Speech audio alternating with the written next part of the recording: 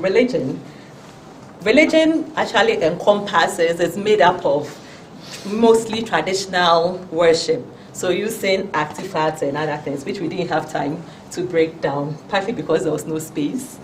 And then when we take the festivals, I'm on festivals here, yeah. So depending on the community, our festivals are mostly based on the tribes and then the tribal associations. And then for the rites, it primarily is the passage. Thank you very much. Based on our 4 criteria, please say something. Yes. Yeah, I think it's a bit of technical, whatever. Way of life, I think, covers values, belief, and customs. So putting way of life there, way of life. Okay, so maybe that's hierarchy, and then I guess maybe what they're saying is maybe these are the same things. Okay, you may agree, so that's you may why I put there. So culture, that is way of life. So generally, we see culture as the way of life. But we are breaking it down. Okay. Yeah. So the map can improve. Yes. Yeah, it's a good work, but I was thinking that perhaps if they had used maybe rectangles to distinguish or use different.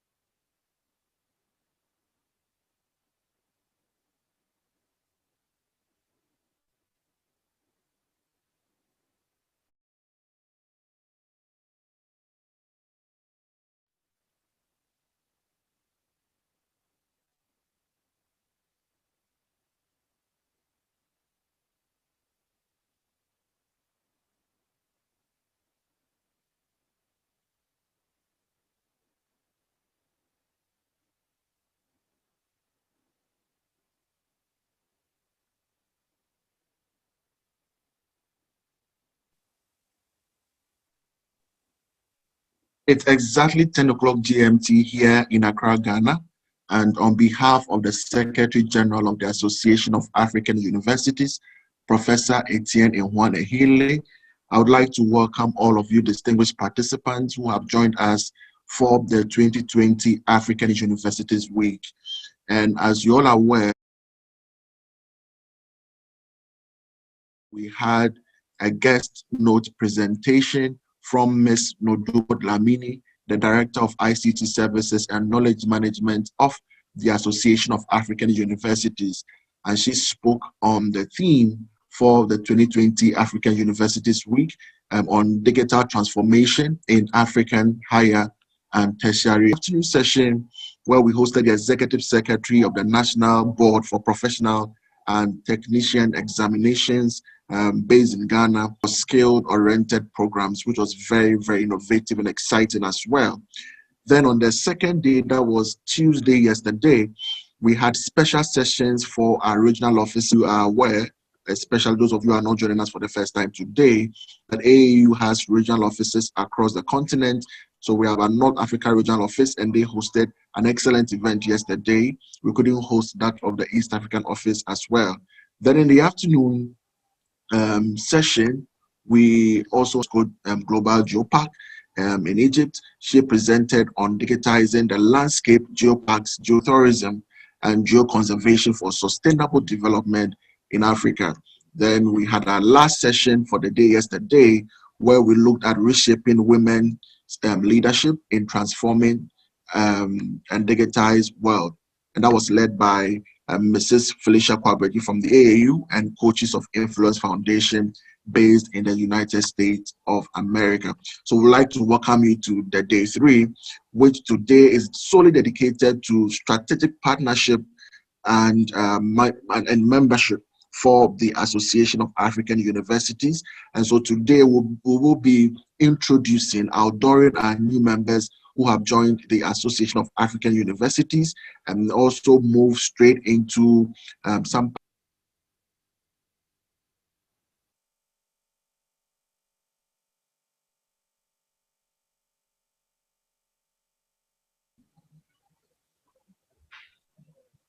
Kwesi, we lost you.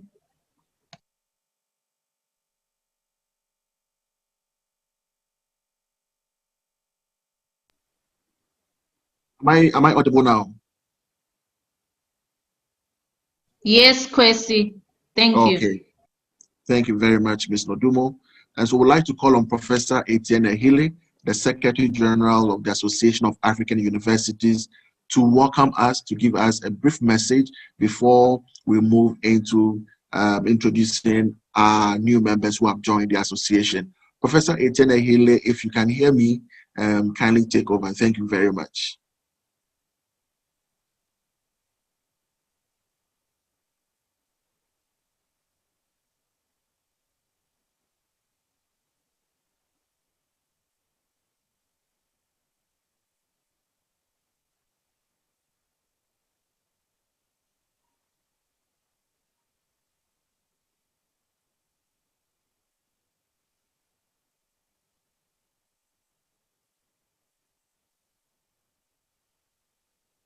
We are trying to connect Professor Etienne Ehile to really give us his opening address or statement before we introduce our new members.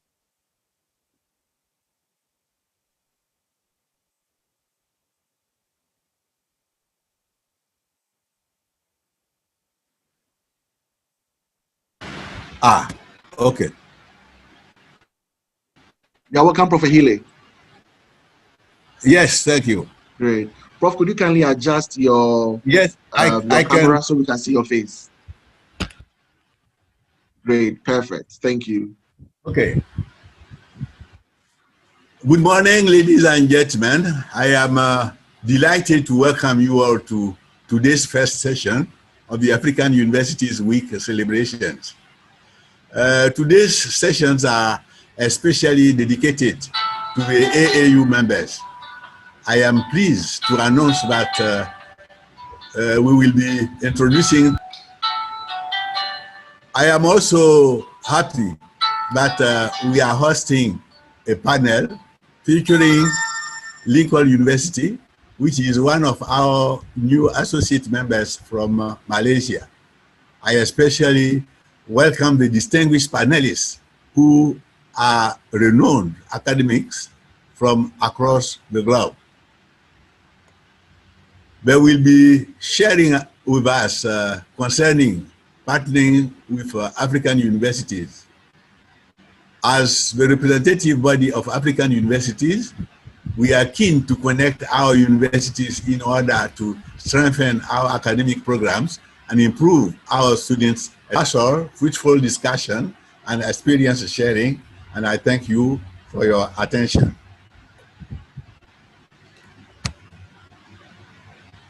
Thank you very much, Professor Etienne Ehile, for the opening address. It's so exciting to have 32 new members joining the Association of African Universities. And for those of you who are joining us for the first time, AAU is a membership-based association, universities and other tertiary education institutions in Africa. And so today we are so much happy that we'll be introducing to the entire continent 32 new members who have joined the Association of African Universities. And I believe that all of them are on this platform. So we'd like to take some time to mention their name, the university's name, and then also the year it was established. And so that anytime you see that institution, you will know that it belongs to or is a member of this prestigious association made up of universities on the continent. So just as Prof. Ehile rightly mentioned, in June this year, we admitted 32 higher education institutions across the continent, and we are privileged to introduce the first in no particular order, the Academic City University College, based in Accra, Ghana. And this university was established in 2009. And so it offers a lot of degrees and postgraduate programs in various disciplines. If you would want to contact them, their website is just displayed on the screen. You could just see it, and right after the presentation, we'll share with you so that you could visit their website, learn more about what they do, the opportunities, the academic programs that exist in that university, and then also form some strategic partnership. That is what AAU is all about. We create platforms for all universities on the continent to collaborate, to engage, and build better partnership to advance their mandates as universities and tertiary institutions.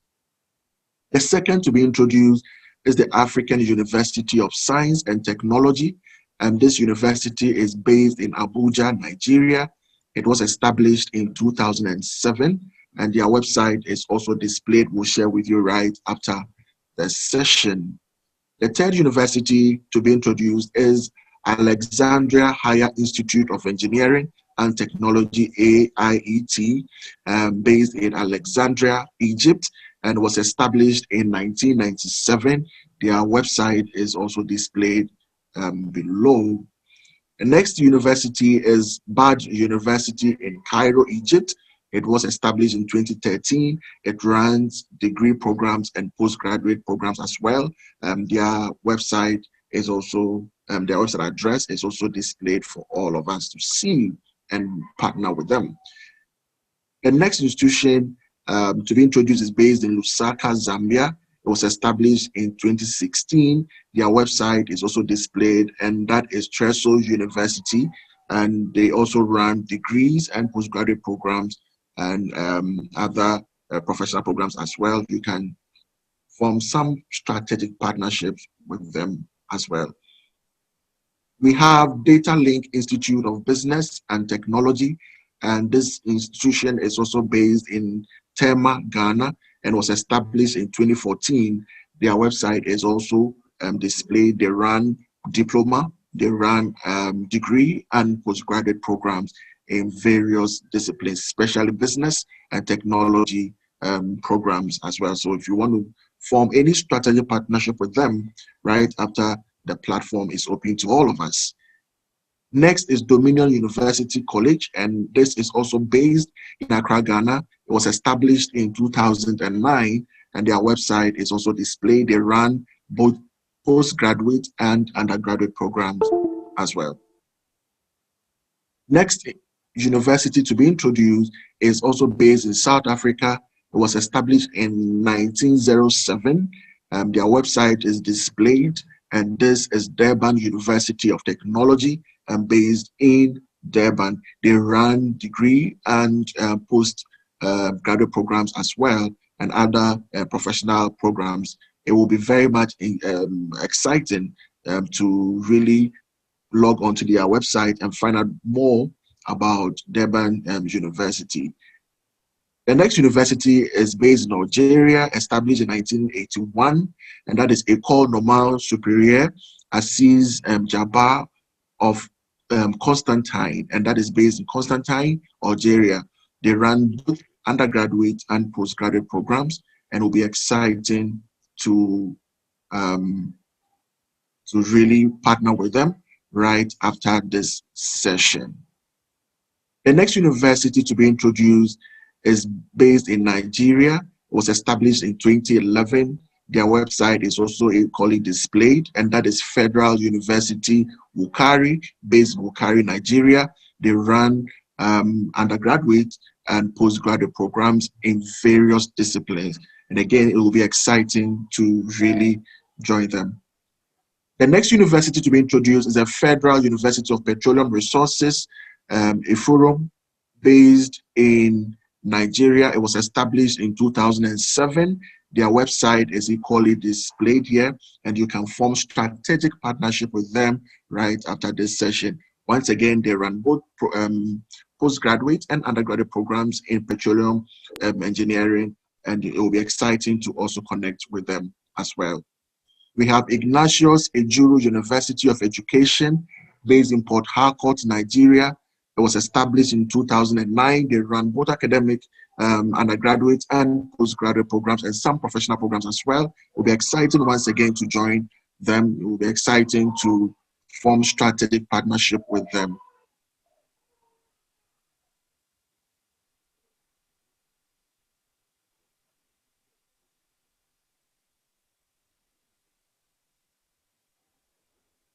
The next university to be introduced is the International University of Equator, and that is based in Bujumbura, in Burundi. It was established in 2014, and their website is also displayed. They also run both academic programs in undergraduate and postgraduate as well, and it will be exciting to also join them. That is International University of Equator as well. The next university to be introduced is based in Ghana. It was established in 2000, and that is Islamic University College. They run programs, or let me say academic programs for undergraduate and postgraduate students as well. It'll be exciting to log onto their website and find out or find a lot more about this good and excellent university.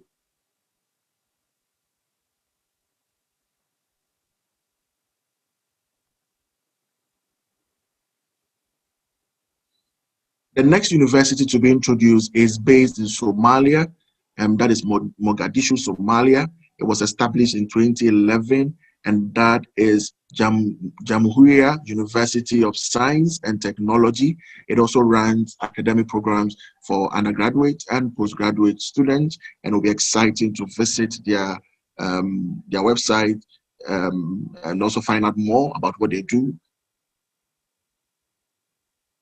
The next university is Gabriel Deha University, based in Ethiopia. It was established in 2015, and they run programs, degree and postgraduate programs in various disciplines. It will be exciting to visit their website and learn more about them as well.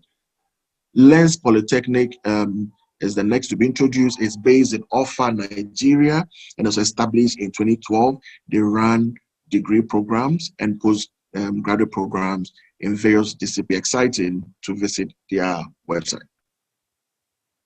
Lincoln University College, and that is based in Kuala Lumpur, and that is based in Malaysia. It was established in 2002, and we are privileged to be hosting them today as well. So it'll be exciting to hear more from them and also visit their website, learn more about them, and also form strategic partnership with them as well.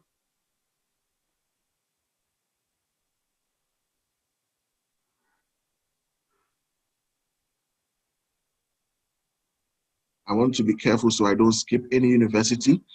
The university to be introduced is the Merure University of Technology, based in Sudan. This university was established in 2015. They run degree and postgraduate programs in various disciplines. And once again, it will be exciting to visit their website and learn more about them and form strategic partnership for African higher education. Mountain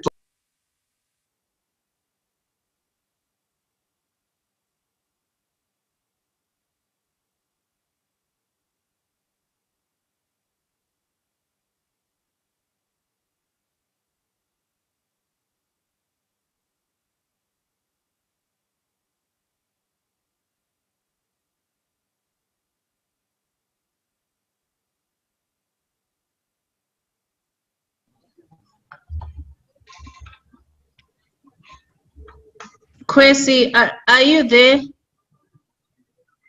We cannot hear you. Yeah, so I think yes. Am I audible now? Yes, please. Thank you. Okay. Thank you very much. The next university, Mr. Honorable, may I find out which university I left, or I should continue with the National Institute of Public Administration? Yes, you had explained Mountain Top, so you can Okay. proceed. Okay, thank you very much. So the next university is based in Zambia, established in 1963, and that is National Institute of Public Administration, NIPA, based in Lusaka, Zambia. They run academic programs for the undergraduate and postgraduate students. It will be exciting to visit their website as well. The next university to be introduced is the Nigerian Army University, based in Bio, and this is in Nigeria, established in 2018, and they've also been very active ever since they joined the AAU, and it will be exciting to visit their website to find out more about the academic programs and what they do as an institution.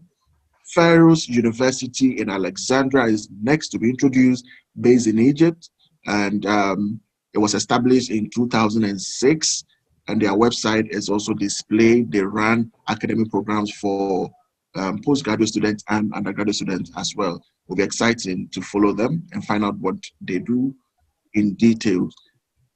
The next university is based in Libya, established in 2015, and this is Sabratha University, and their website is also displayed for us as well.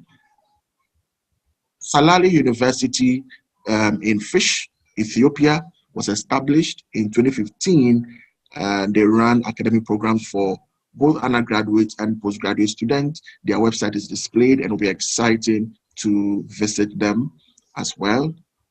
Takrady Technical University, based in Takrady here in Accra, here in Ghana, sorry, and it's so much exciting to have them on board. They've been very active ever since they expressed the interest to join the AAU, and this institution was established in 1954. It used to be a polytechnic and now a technical university. They run both academic programs for undergraduate and postgraduate students. It will be exciting to follow them, especially if you are interested in technical education in Ghana and across the continent as well. The National Egyptian E-Learning University, based in Giza, Egypt, is the next to be introduced.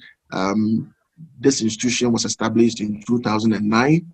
We will share their website with you shortly. I'm sure that right after the presentation you would know, and then you can follow them, find out more about the academic programs, both for undergraduate and postgraduate students, and other resources they have. University of Medical Sciences, Ondo, and Ondo is based in Nigeria, or Ondo is in Nigeria. This institution was established in 2015. They run all postgraduate and undergraduate programs in medical sciences. So if you're interested in any partnership with them, it will be exciting to visit their website right after our presentation. University of Sadat City, this is in Egypt, was established in 2013. They run degree and postgraduate programs in all disciplines. It will be exciting to visit their website to learn more about them. Zamzam University of Science and Technology, based in Somalia. It was established in 2015.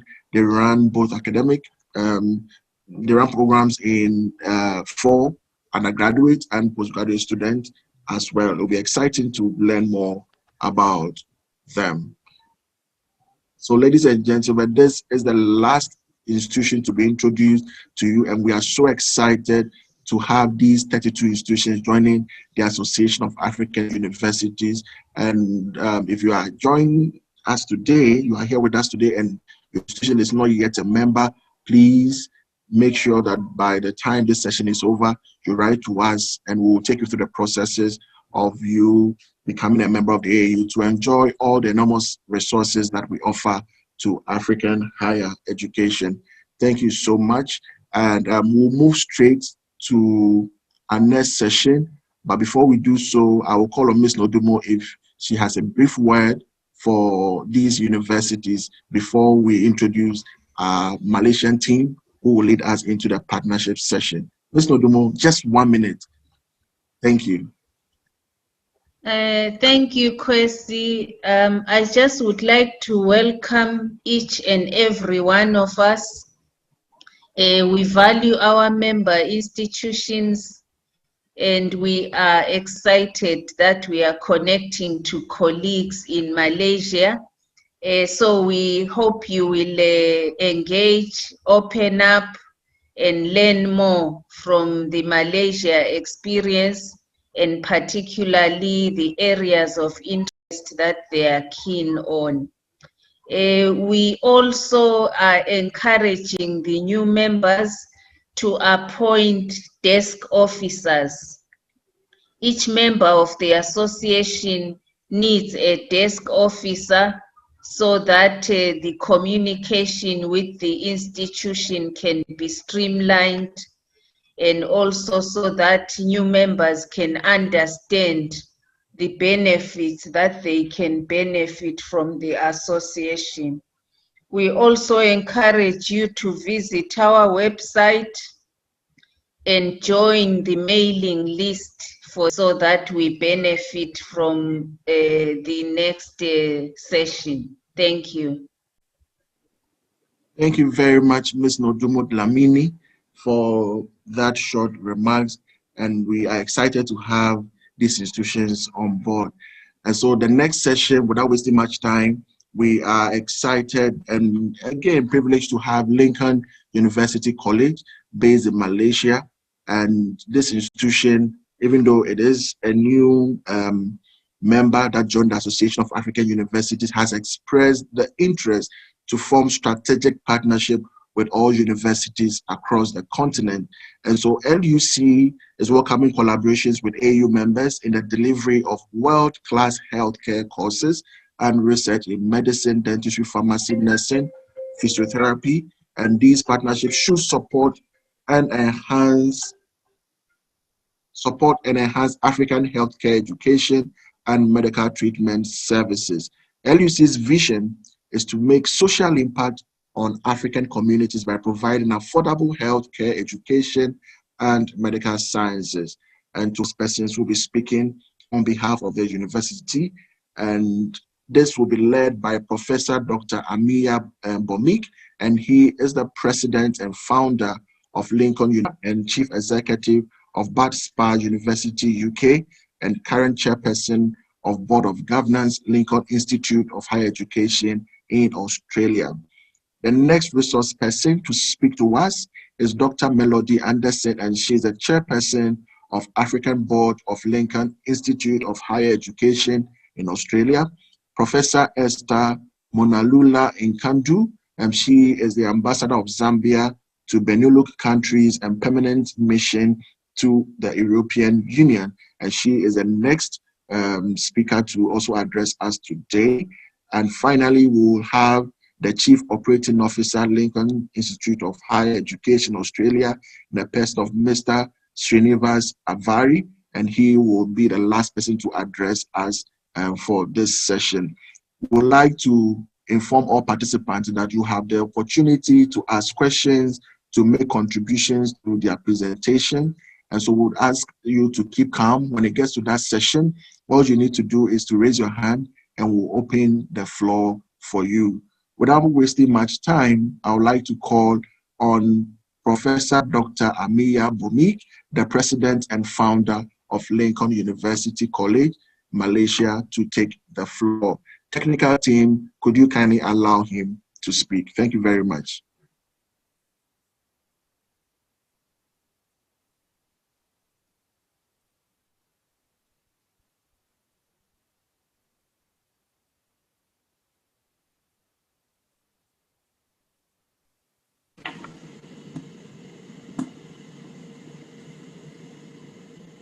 Not this one, I don't want to show this one. Straight to that one they are playing some.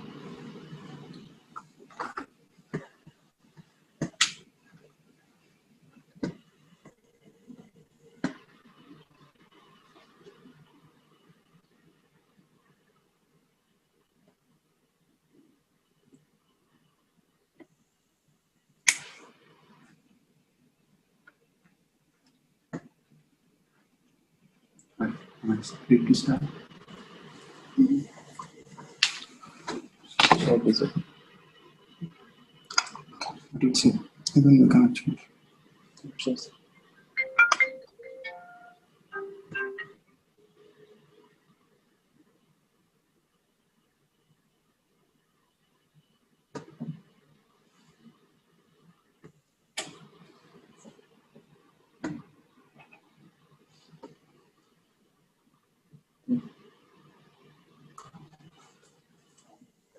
Okay.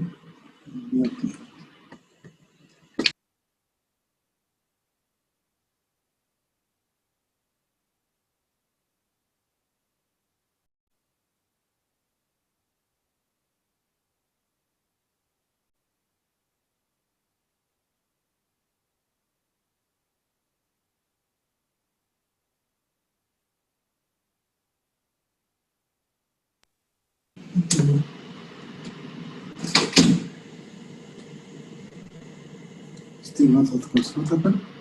Huh? Host disable 40 seconds. Talk to you later in the meeting. Yeah, hello? Okay, now we are stopping until we are allowed to be co. Yeah, now they are pausing.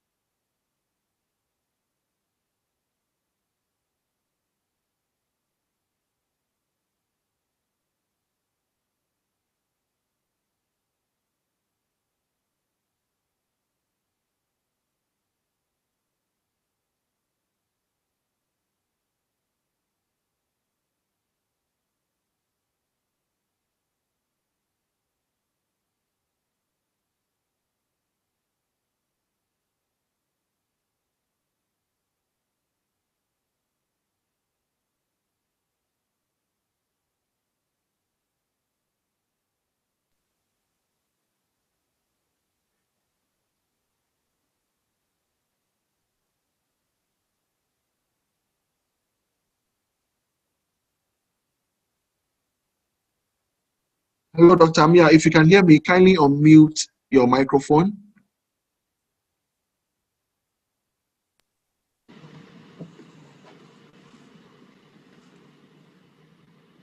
Is that okay now?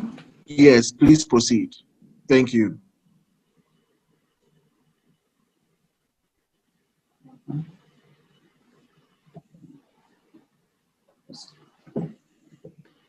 Good morning to my friends in African continent, and good evening, my friends from Australia, and also Her Excellency Professor Esther, the Ambassador of Zambia to Honolulu and Permanent Mission of European Union. From Lincoln University College, Malaysia, we are thankful to the Secretariat of African Association of Universities who have been working very devotedly to put up this fantastic webinar. Now, Lincoln University College, the name has been taken based upon President Abraham Lincoln life, teaching, and philosophy. Our goal and purpose of Lincoln University College is We provide a global educational experience support, character building education, and offer advanced learning. To this end, we have built a strong corporate and academic communities supporting our institutes. We have institutes in many parts of the world, almost all over Southeast Asia, including some parts of African continent, and providing world-class educational services that are contextualized to local requirements, affordable and oriented towards community service. The Lincoln sees this multicultural, socially responsible mission as fundamental to our institutional ethos. To this, our helped us to go on to more onto 5 main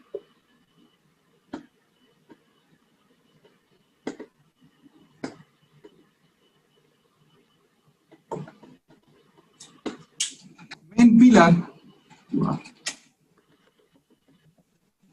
5 main pillar. Our vision mission based upon 5 main pillar, and those main pillar is.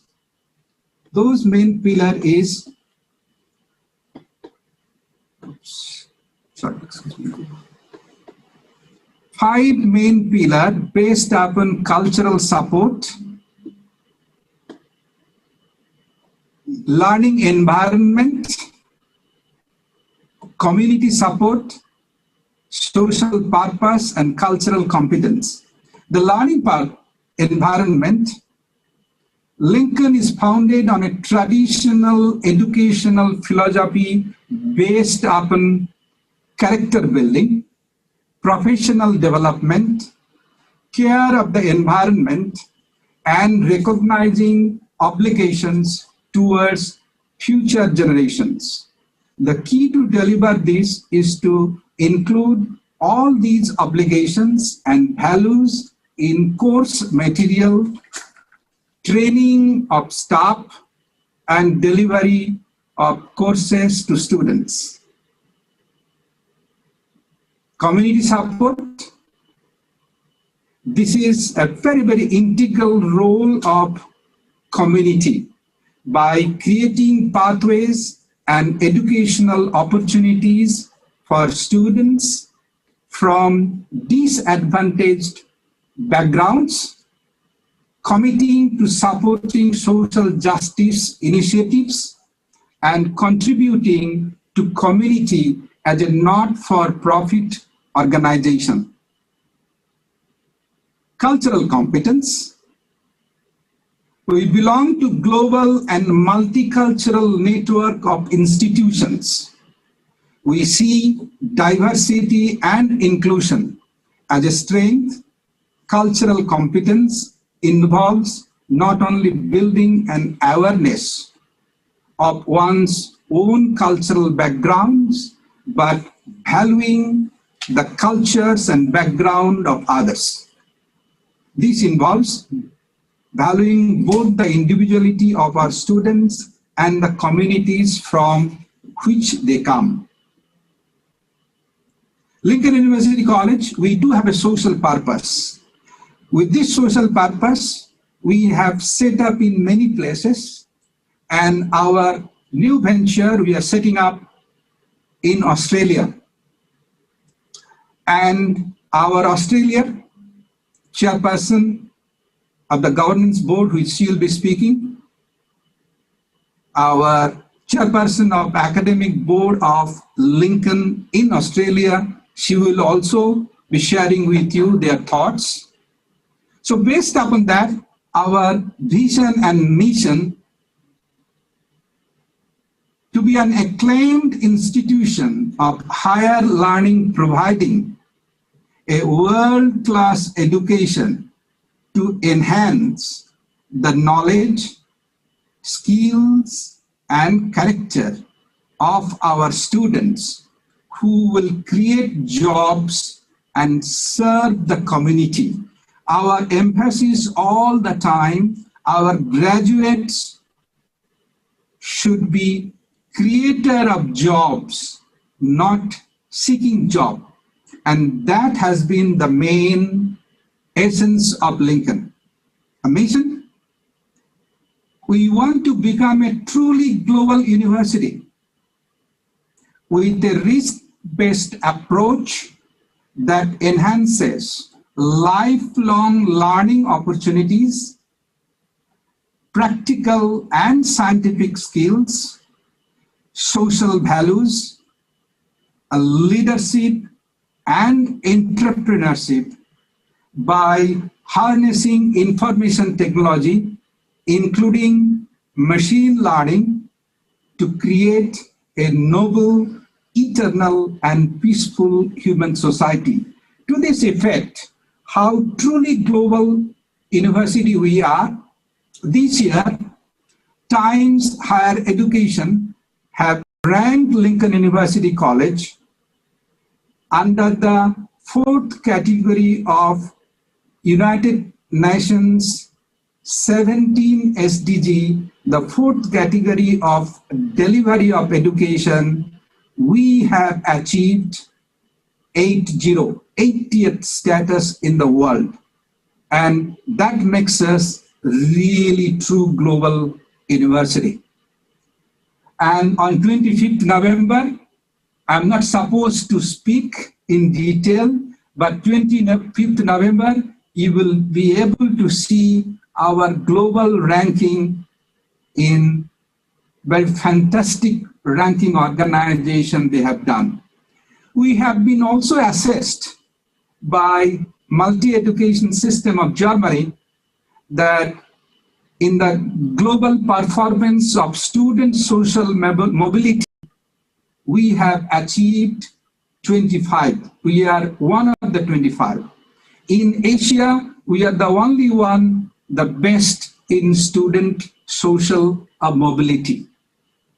So in regards to harnessing information technology, we are going to share with you very soon that how the health sciences is a very much lab-based, physical lab-based. We have managed to deliver 70 to 80% via the technologically. In health sciences, you have anatomy is a major subject. And we have 3D cyber anatomy, where the student, without having to go through cadaver dissection, student can literally master the anatomy by sitting at their home. We have also signed with collaborative partners in the US, where they will be delivering the clinical experience via the virtual, whereby students can be sitting in one of his remote home and he should be able to interact with globally experienced doctor live, and he should be able to speak to the patients, and he should be able to speak to the medical doctors so that he has a clinical experiences as well. Of course, I do agree with you all that touching is believing, that when you touch the patients, you feel it. But if we want to have that experience, that's where the partnerships come in on. We are inviting the universities in African continent. If you have any kind of hospital clinic, we can share that clinical experiences via your presence there. Is we are able to deliver all kinds of health sciences courses into African continent so that we can deliver a live experience health sciences as well. So we'd quickly invite Professor Emeritus Christina Sled to speak. I would play the video, pre-recorded video by Her Excellency Professor Esther, Ambassador of Zambia to Benelux countries and permanent European Union. Please.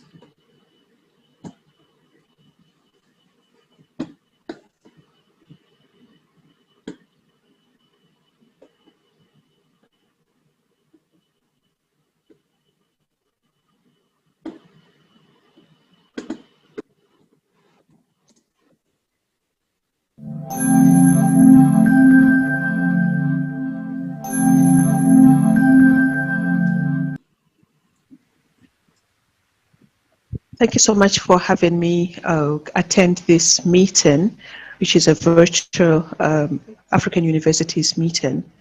I've been invited to attend this meeting through partnerships that institutions in Zambia have with the university, with Lincoln University in Malaysia.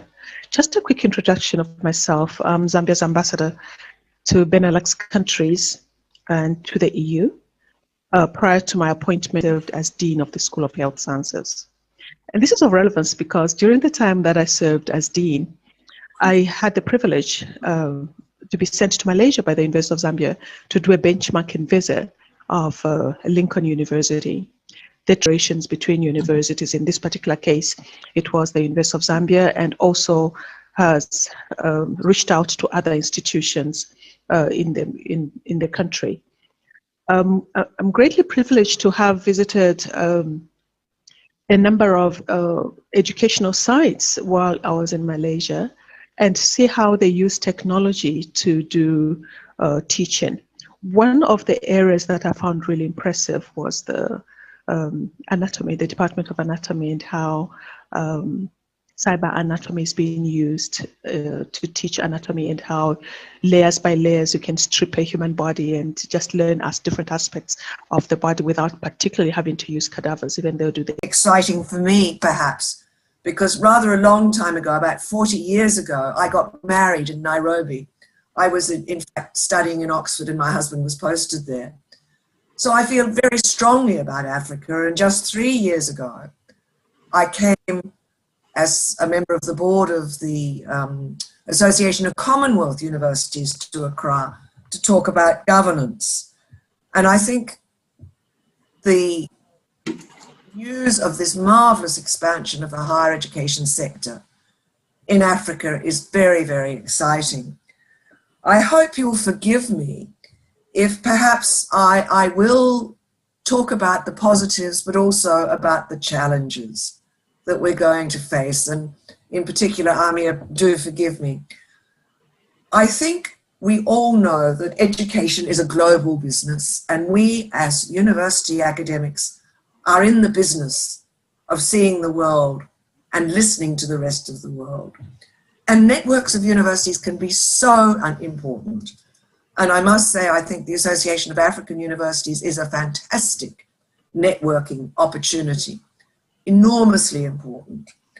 I myself felt very strongly when I was a vice-chancellor at a small British university that it was absolutely crucial to find like-minded partners so that our students could travel and have global experiences. And that Global Academy of Liberal Arts I set up at Bath Spa now has 2 members in Africa, one in Ethiopia, one in South Africa, and I hope we'll have more. But of course, travel has become very difficult. nevertheless, we need to make sure that our students, even in this time of difficulty, understand that they live in a global world. Now, there are many different ways that will have done partnerships in universities, and perhaps the most successful has been the multi-campus universities. The example I thought I'd talk about was New York University, which has, as you know, campuses across the world, but it has one in Paris and one in Florence and one in Dubai, and obviously one in New York and one in London. And students within the New York University system can study in New York for one semester, they can go to Paris for the next semester, then they can go to Singapore or to Hong Kong.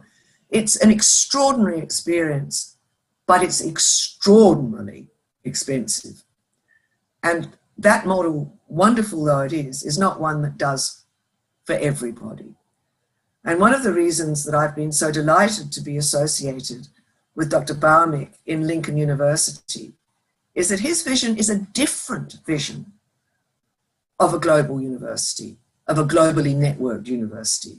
It's one of equal partners working north, south, east, and west, where we are all listening to each other, all trying very hard to find the best outcomes, and where we really are committed to the digital and excitement of our new world. And certainly Amir comes to this with a vision which, as he was explaining, is philanthropic. It's extremely visionary, I think, in its sense that the new university has to both train and help the cultural competence and the social competence of the young. He often says that he wants the people who leave his universities not to take jobs, but to create jobs, to be entrepreneurs, to be part of a new world.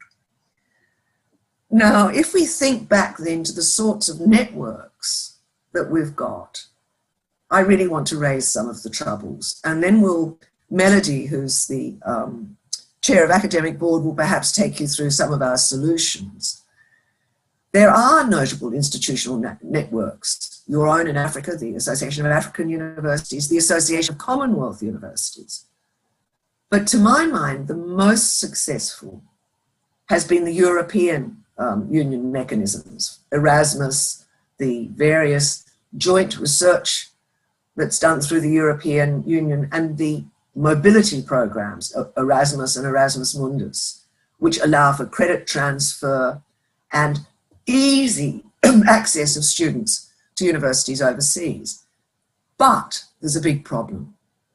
Universities are global, but they're nationally regulated, they're nationally or privately funded, and they're competing against each other. They're always in the business of being better than somebody else. And all of those factors have made it very difficult. Now, if you think of the global mobility that Amir was talking about with the medical schools, and then think to yourself, what are the difficulties? One of the difficulties is that medical profession is regulated locally, normally nationally, sometimes subnationally. So there's a real problem with internships. And the same sorts of problems continue.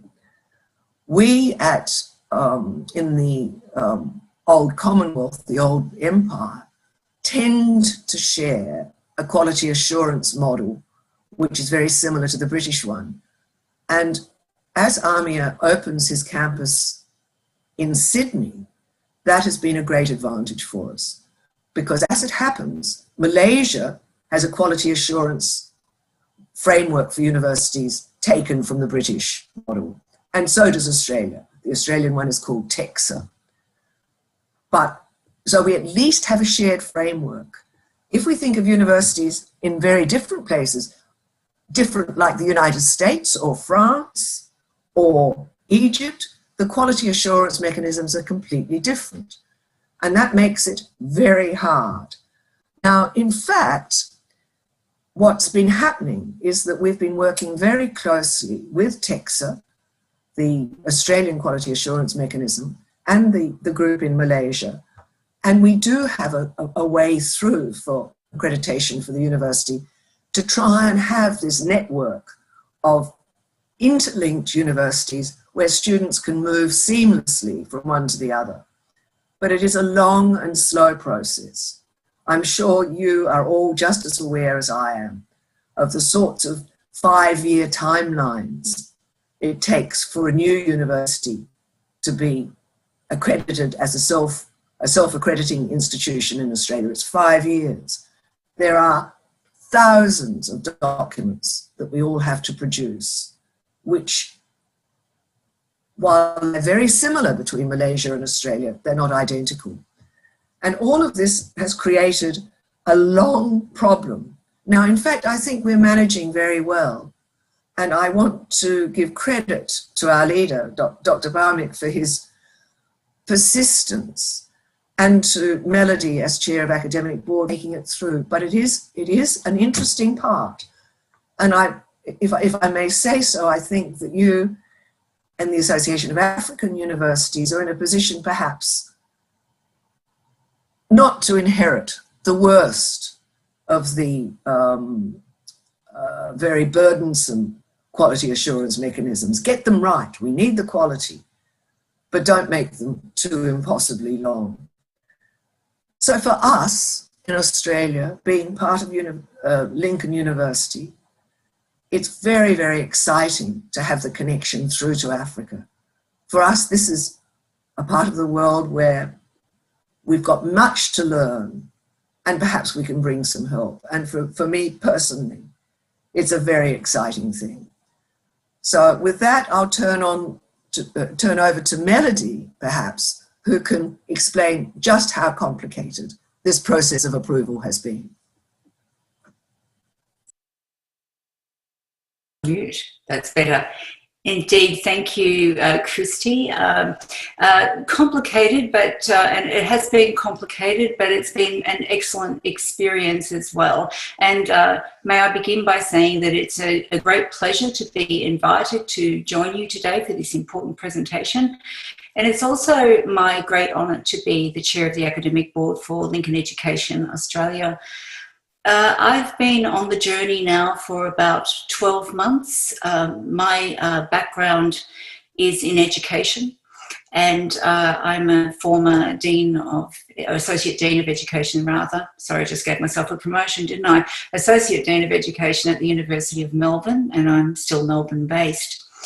I understand that the conceptualisation of our Lincoln Education Australia, our institute here, has been a number of years in the making. So in that sense, although it's been a year, we've really come in on the tail end of that and continue through and hope to submit our applications in mid-January next year. May I say, the high calibre of our honourable colleagues, Amir, Christy, Srini, and everyone who was involved in this project. It's a wonderful experience to work with people at such a level. And I'd like to spend a little bit of time just telling you about the story so far. And there is a bit of a focus on compliance with our regulatory standards that have been developed for submission of our courses to our own regulatory body, TEQSA, at one of our masters, as Christy indicated today. And as you'll see on this slide, I did take a bit of time to look at your own African standards and guidelines for quality assurance there. And as Christy mentioned, across the globe, there's a myriad of mandatory quality assurance standards, and they vary, but we must demonstrate that compliance. And in your own standards, I particularly liked, with the African Union's goal of achieving the Africa we want, I particularly liked the expression that you use about harmonising, that there must be harmony across, that in the past there hasn't been that harmony, and there has been diverse systems that haven't facilitated locally relevant and globally competitive courses and perhaps haven't facilitated the mobility of trained people with accredited qualifications. And from the site itself, it indicates that you're seeking to harmonise quality education systems and realise the vision of an integrated and prosperous and peaceful continent. It's a lovely way of expressing that, which I enjoyed reading. In our own context, we have TEQSA, our Tertiary Education Quality Standards Assurance, and we also have the Australian Qualifications Framework. And with the QF, it indicates the levels of certifications from certificates to diplomas to bachelor's degrees, master's degrees and PhD. It indicates for us the knowledge, the levels of knowledge and skills and the applied knowledge and skills, and that gradual increase of sophistication in that body of knowledge that our graduates should know.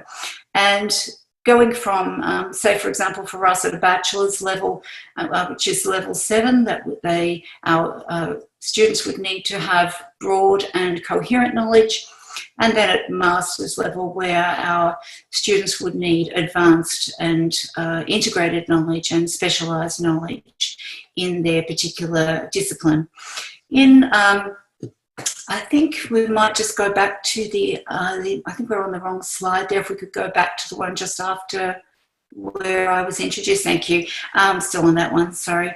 And also, Chrissy mentions, again, there are similarities and differences we have found in the project that we're working on, that we have been able to serve multiple masters, that we have found ways to meet or to be compliant, both in the Australian context and also in the Malaysian context. And we look forward in our partnerships also to, in a similar way, finding ways that we can address the standards for each of our contexts in the partnerships. You can see here in the centre there, this is actually coming from our higher education standards framework. And it indicates the student experience or the student life cycle and the quality assurance and standards that we need to meet from our students enrolling and, in fact, gaining information in order to enrol, and our compliance in terms of teaching and learning, in the learning environment, institutional quality assurances, governance, accountability, etc. And we, across the various contexts, although there are differences, in many ways we do sing from the same songbook, as an expression that we offer before you, that in the Lincoln Education Australia and in Lincoln University College as well, that we have a digital repository that holds all of the various policies and documents, and basically it's one-stop shopping for everything from the beginning, from enrolment right through to graduation, for students and for staff and for HR. So you can see from that, again, similarly, the student life cycle in the Malaysian context, that we have academic staff, student support, teaching and learning, that we provide information and marketing framework, LEA collaborations, the regulatory framework, and the student support framework, that all of that is at their fingertips. Just click on the link and it all becomes available to our students and our staff. So an excellent repository there. Okay, so if I Excuse me, Melody. Yes. Please, may I interrupt you? Is it possible to see in presentation mode, because the slides are not visible? So whoever is, I think Srini is sharing. So perhaps Srini, if you could go to presentation mode. Thank you. Is that should happen in a moment, I hope.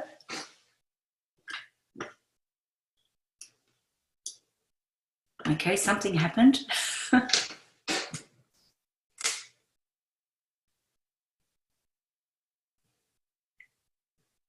No, it's actually still, it's not in presentation mode.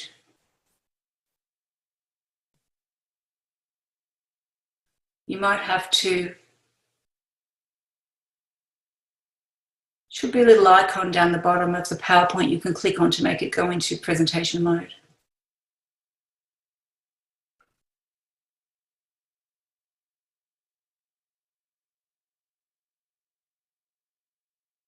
No. Yeah, he needs to go to slideshow. Can you that's it. Yes. Thank you very much. Okay. All right, could we go to the next slide?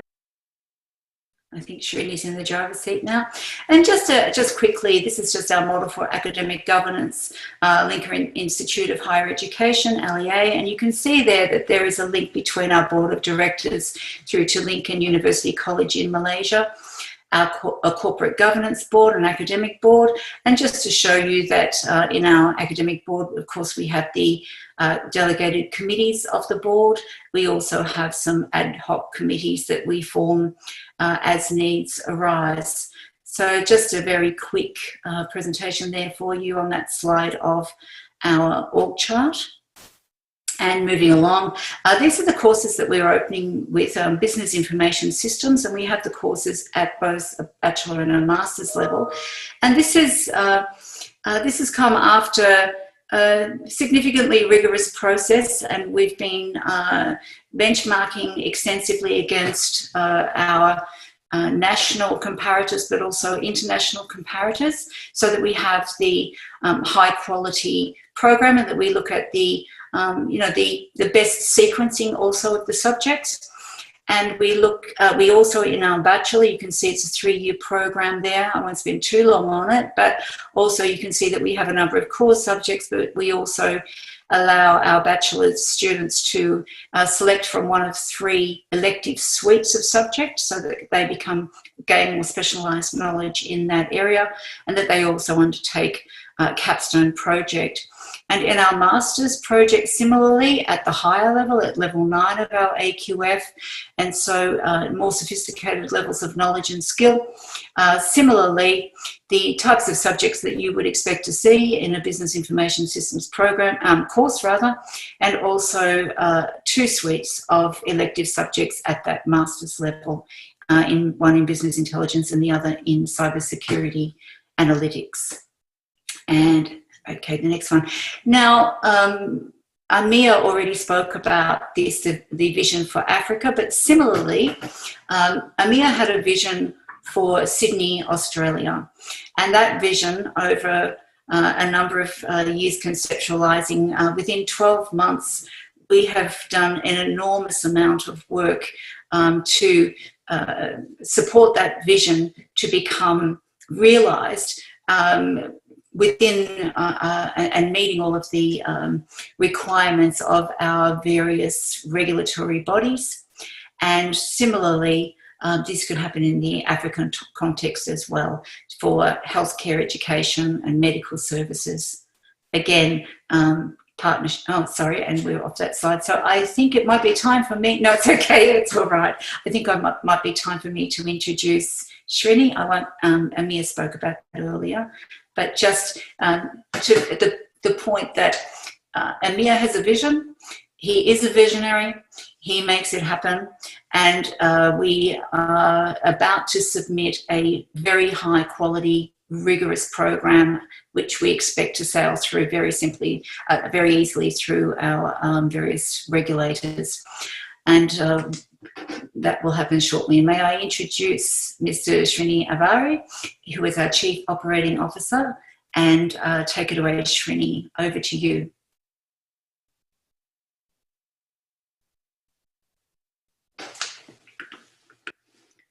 I think you might be on mute, Srini. I can't hear you.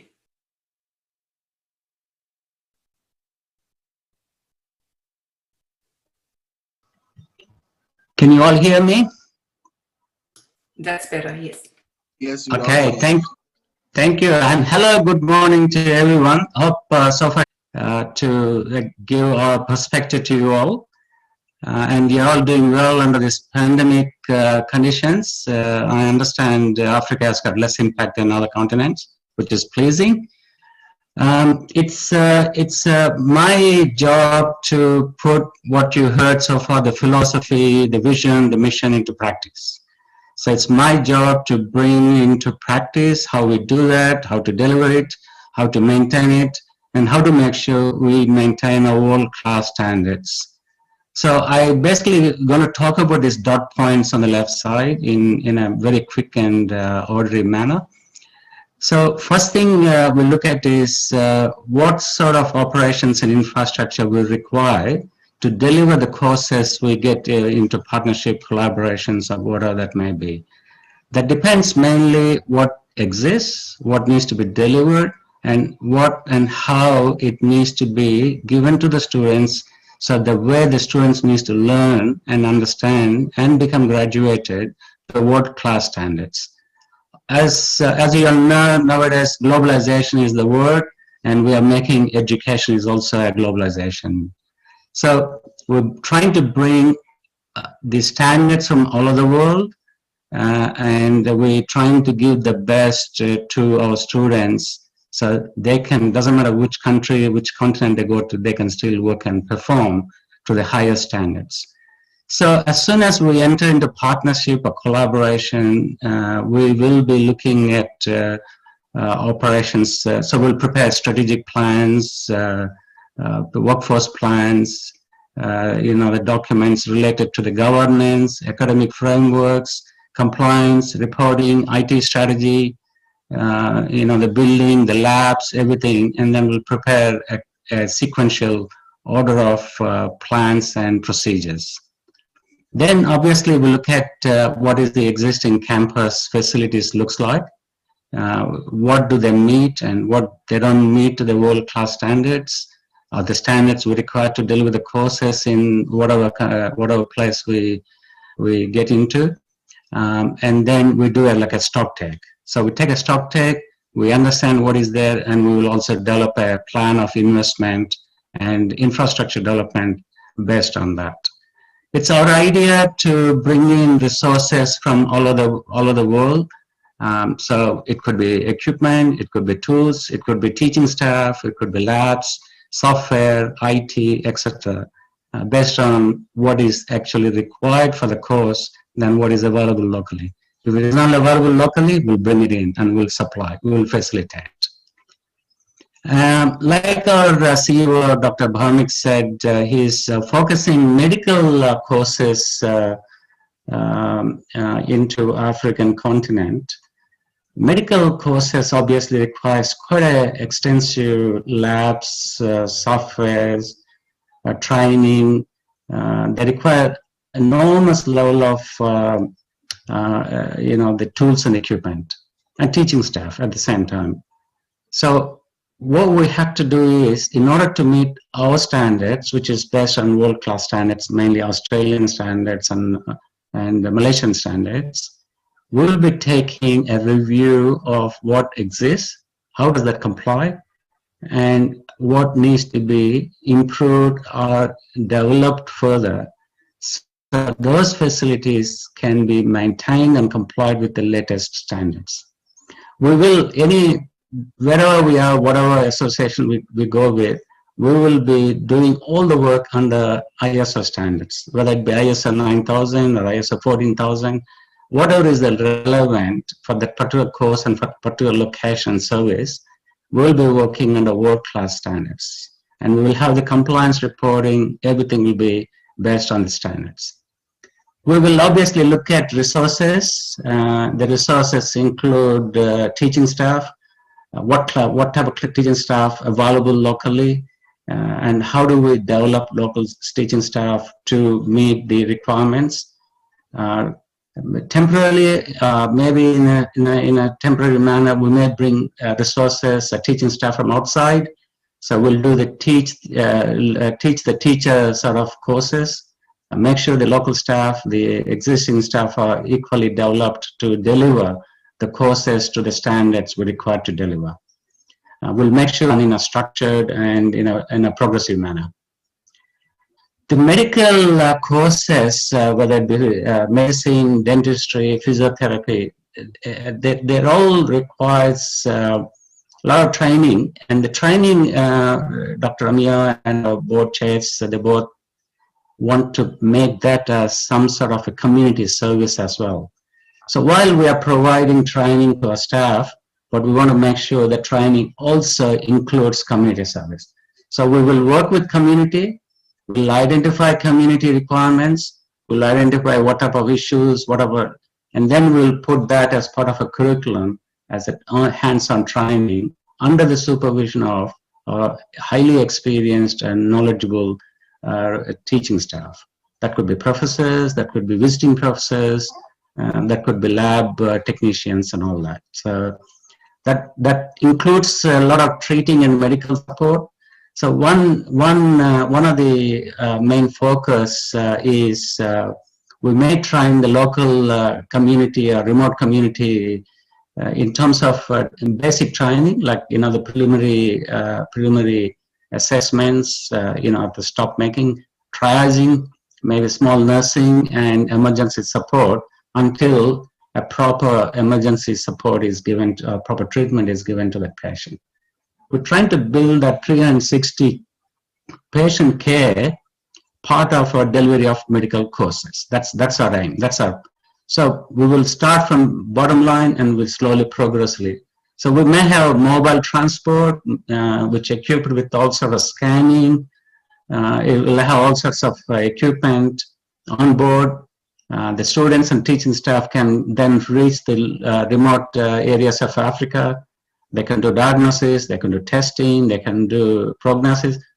Based on that, then we may provide them some medical facilities. And then that's how we will get our students to learn, understand, get trained, and get the community services done at the same time. And our idea is to make all that at a very reasonable price, pardon me, and as a service to the community. And in doing so, obviously, as a standard requirement, we'll be looking at student and staff welfare and support services. For example, if a student coming from a non-English background, we may provide the student extra English coaching, report writing skills, presentation skills. So whatever course he's doing, he then can do that to the standards and level of what we expect him to do. That could be equipment based, that could be extra class and each subject based, but we will look into that. At the same time, the medical science or any science for that matter is an evolving subject, and every year there's a new equipment, every year there's a new subject. So what will make sure our staffs are in touch with the developments, they're continuously professionally developed, so they're up to date and they're top of the edge with the technology and the educational course they're delivering to the students. This is our ambition, this is our plan, this is how we want to deliver to our African partners. And we want to make sure we do the right thing, and we do the right thing for the African society and communities. And thank you very much. I'll hand over to Subhadeep. You'll go into a bit more presentation on other items. Thank you. Okay, Mr. Srini, thank you so much for your speech on that. And I'd like to thank all of you for giving us excellent thought and excellent perspective about our mission and vision and all over the entire thing. So before I proceed, good morning, good afternoon, and good evening to all of us. My name is Subhadeep Dhar. I'm mainly looking the IT infrastructure in Lincoln University College, Malaysia over now a decade. And our perspective from the very starting of the university, as Professor Dr. Bhaumik said, like we are going to develop the infrastructure as such that all of our students who will be who will be studying with us, later who will be associated with us, will get the entire infrastructure adequately for what they will be coming in Malaysia. My part of today's presentation is rather showing a few of the demonstration on which our medical study right now we're working with. And for that, I will be sharing my screen and I'll be showing you first the portal that we have on which our students get the information of our medical course. Namely, in Malaysia, our program on medical called Doctor of Medicine, it is a 5-year program, and it has been divided into 2 parts, 2 years of preclinical practice followed by 3 years of clinical practice. So right now I'm sharing the screen, and probably will be seeing the page where the student will be receiving the things. Just 1 minute.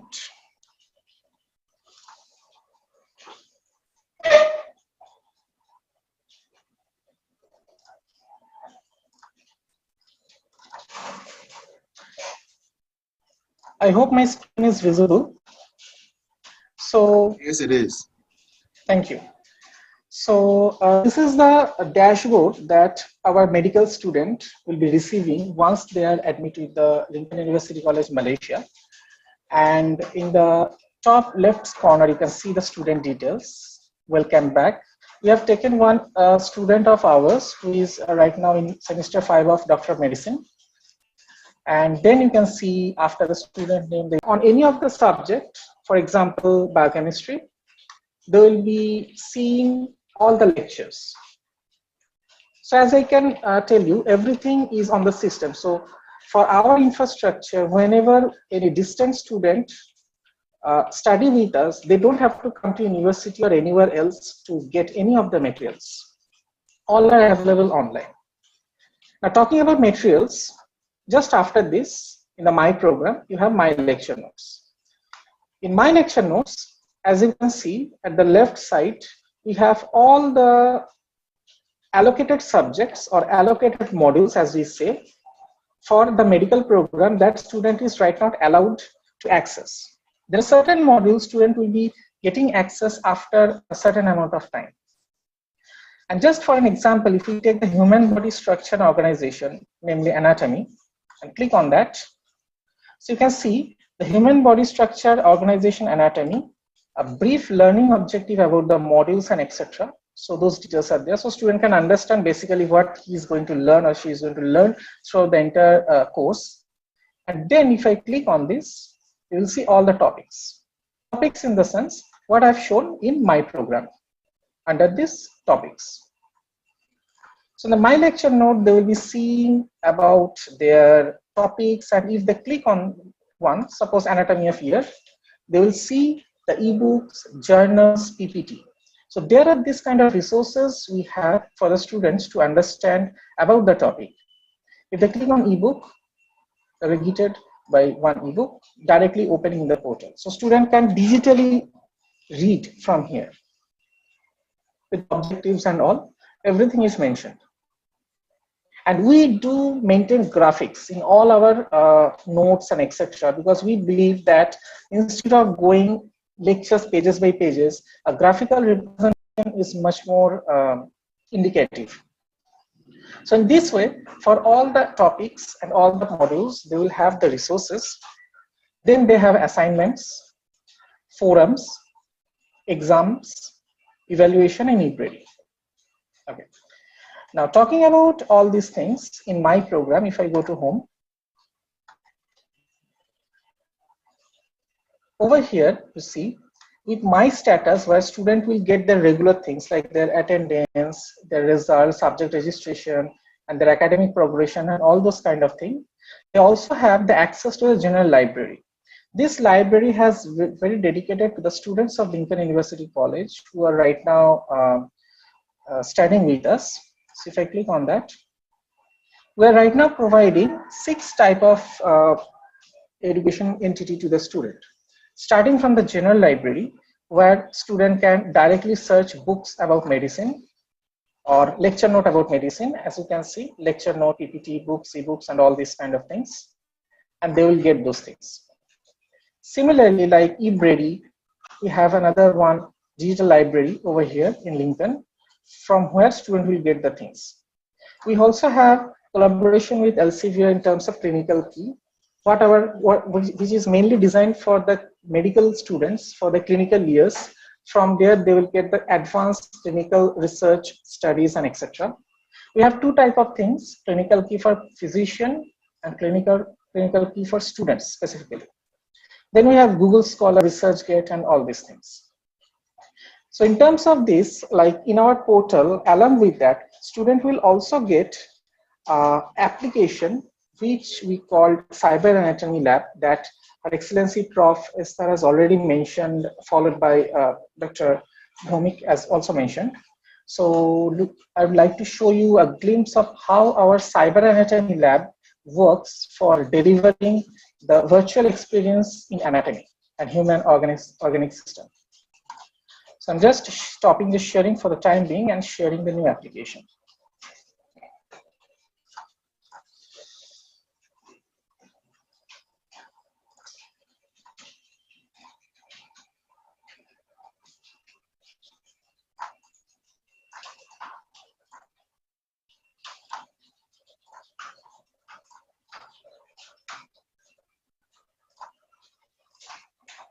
Okay, I hope my screen is right now visible. So this is a complete anatomy lab that we are right now practicing for our students, where this is basically a student's account from where I'm accessing right now. So each and every student in their, whether they have a laptop or a desktop, even a tab, if they also have a tab even, they can also open this application. So it is a very independent application, so you don't have to have anything. Just any kind of digital equipment is okay with opening this kind of app. So under this, as you can see the human body structure over here, and under that we have different part of the body. To explore the part of the body, we can click over here, and different part of the body has been explained over here. For example, let me take head and neck. So right now I only want to focus on head and neck for study. So I'm just clicking on that. So from the entire body, only the head and neck portion is visible. And you can have a 360-degree total view how the skin and other things are there.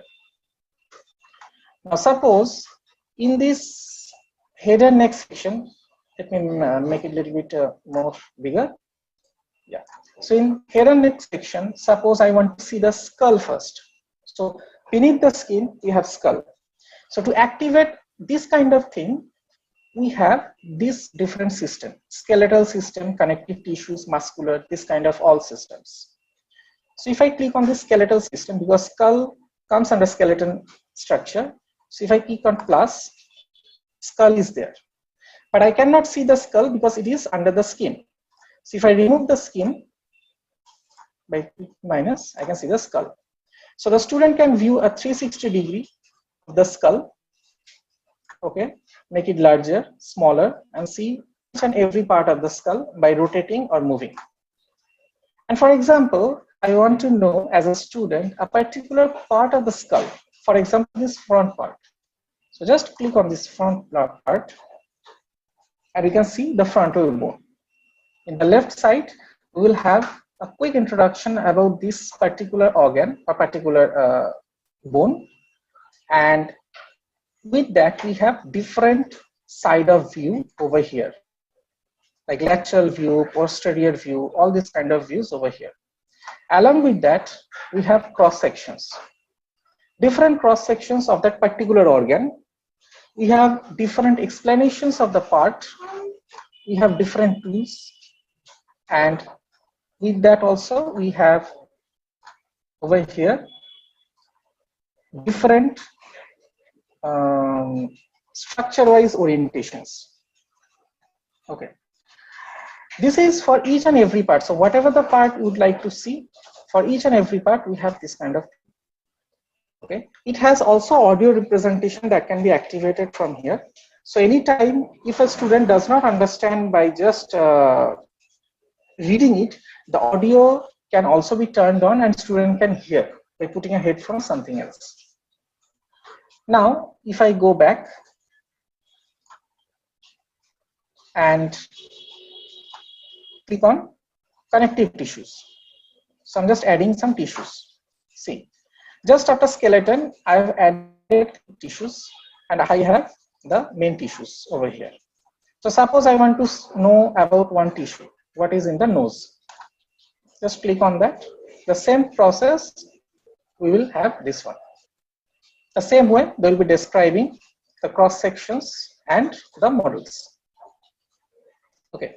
In this way, as and when we will be increasing the muscular, if I show you the muscular, you see at the end the muscles has joined.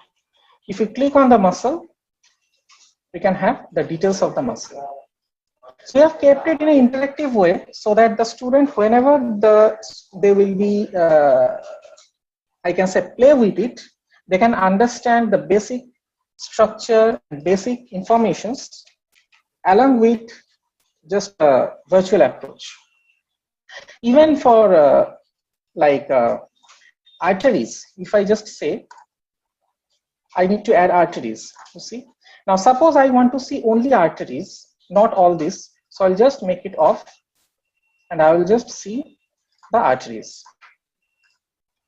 See, only arteries I'm seeing from all over the area, mainly concentrating the head and neck. The same way, if I go to venous, veins will be activated. So the purpose of making this kind of simulation lab is giving a student a virtual idea about the medical education and mainly the anatomy. Okay. So now if I go to the entire body, I'm just clicking the full body, we'll have the entire body. Now if I want to see only the arterial and venous section of the entire body, I'll again make it minus and you can see a beating heart. So as you can see, a 3D view of the entire heart, a human heart. Okay. And when talking about the heart, again the same thing applies. If I click on this, what kind of muscle is this? It is explained. And in heart, suppose this is an organ. So suppose you want to know about the symptoms or the conditions that this organ is related with. Those conditions are also mentioned over here.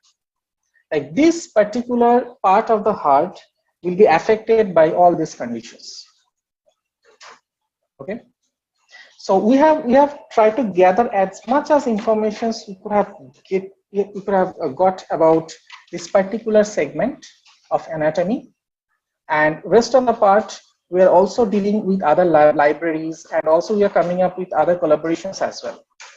And also along with the cyber anatomy lab, I would like to show you a few other examples of how we make the student approach towards the real-time cases. Not only we give the student the virtual environment, but also we give the student exposure how the student will be dealing with the real-life scenarios. I'm sharing a video over here just now where you will all see a clinician, a physician or clinician from one of the laboratory. They will be directly sharing a ECG graph with the student, and student will analyze the graph and the clinician will approve their analyzing. So just a moment, I'm sharing the screen now.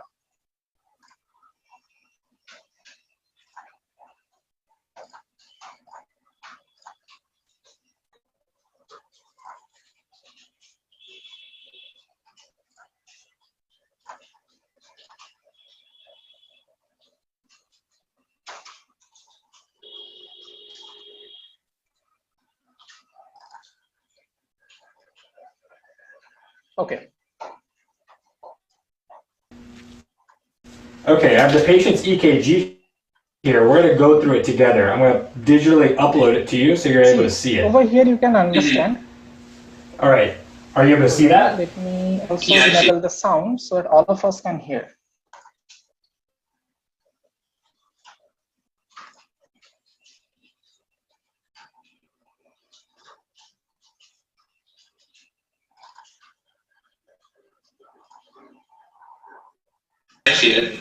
Fantastic. So what are your thoughts?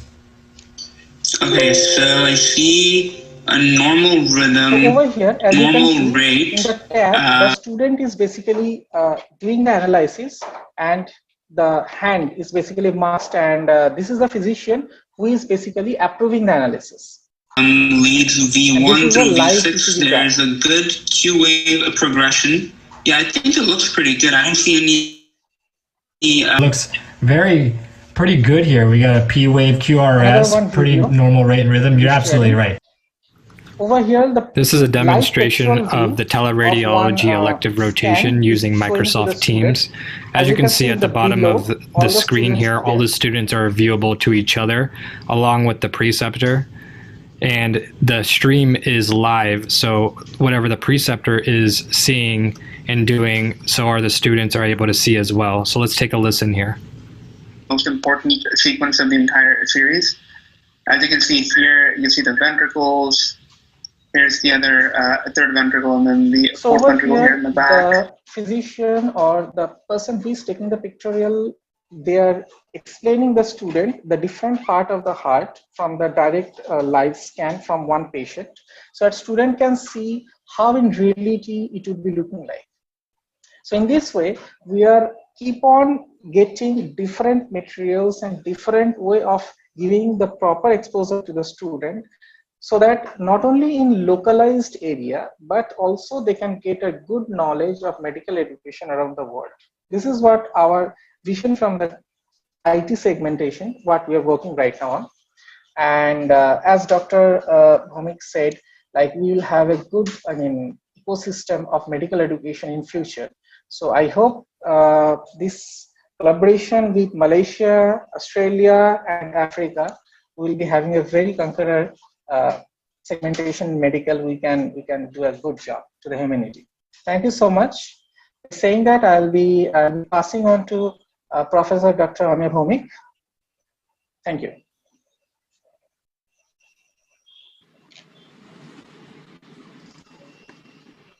Thank you, Subhadeep. Thank you very much. I want to thank the Secretariat of the Association of African Universities, especially Edith Larry. She has been working with our team in Malaysia day and night. And I want to thank our Lincoln, Australia venture, the chairperson of the corporate board, Emeritus Professor Christina Slade, and chairperson of academic board, Dr. Melody Anderson, and our chief operating officer of Australia, though a bit late, but Srinivas Avari has been a great source of inspiration for Lincoln. We say, let's do it. And of course, my good friend, Ambassador of Zambia to Benunulu, Professor, Her Excellency Professor Esther. She has been a big motivating factor for me who tell me, Amir, let's go to Africa and do something. So we are here, a truly philanthropic education. We want to build the entire African continent where our brothers and sisters can be benefited. That education, that health science education is not meant for elite class education, rather health education should be almost for everyone who has that tenacity to go through. So with this, I thank you all. And as we are in this world for a few years, let's do together something. As we are educators, we have a big responsibility. We have a big responsibility to lift up, to create an impact in the society, that we came in this world and we did something for the society and we leave. So with this, I'd love to have your question answer session. And if we miss time, my email ID and WhatsApp number is on the screen. Most welcome. Thank you once again. May God continue to bless us, that we should be able to work for Him and lift the society where we can. Thank you and God bless. Thank you very much for this excellent presentation. I think we've all learned a lot and we're excited to know what you do and making it seem so simple to run medical and some sophisticated concept online. And I wouldn't want to talk much, but I would want to open a platform for our participants who are here. I'm sure that most of them would like to ask questions or make some contributions or look forward to partner with your university. And so participants, if you would want to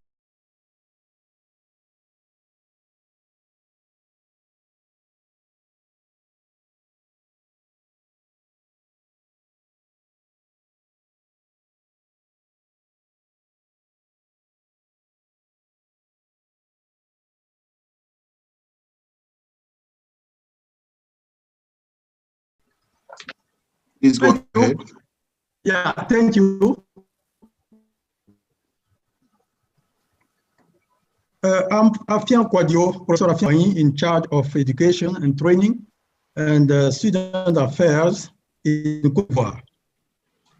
First of all, I would like to congratulate the panelists for the excellent presentation and also to congratulate the staff of the Association of African Universities for the effort towards opening the association to more universities in our continent, and especially for opening our door to worldwide universities. In doing so, they are in line with the philosophy of any university to share the knowledge that essentially has no geographical boundary. Welcome to Lincoln University College and of Malaysia and the Lincoln University of Australia. I have two questions for the panelists. One, like many universities in the world, do your universities provide scholarship to brilliant or excellent foreign students? This is my first question.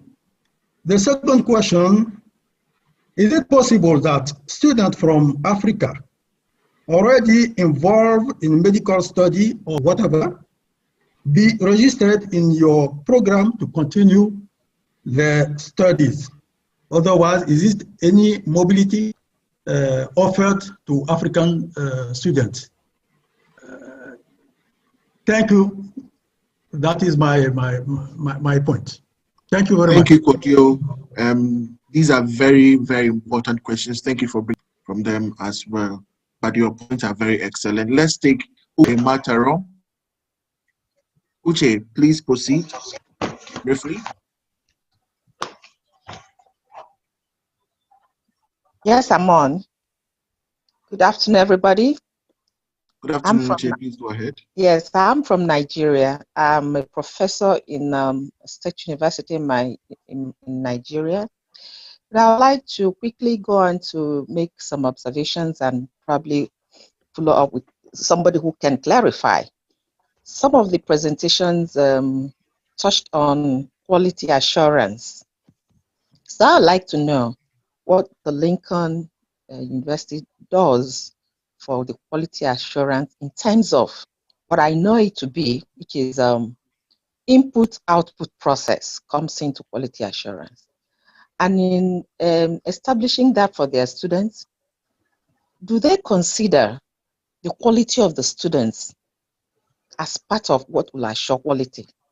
Quality of the students they take in, the intake quality. Then secondly, the output part of the input too. What is the role of the leadership of Lincoln University in terms of input for quality assurance? Is the leadership not part of the input to assure quality? Then the output, how do you assess output to make sure that you've achieved quality assurance? Is your output in terms of examinations only? How in practical terms, how do you assess it to ensure that quality has been assured? Thank you. Thank you very much, Uche. Excellent. We'll take that of Evelyn.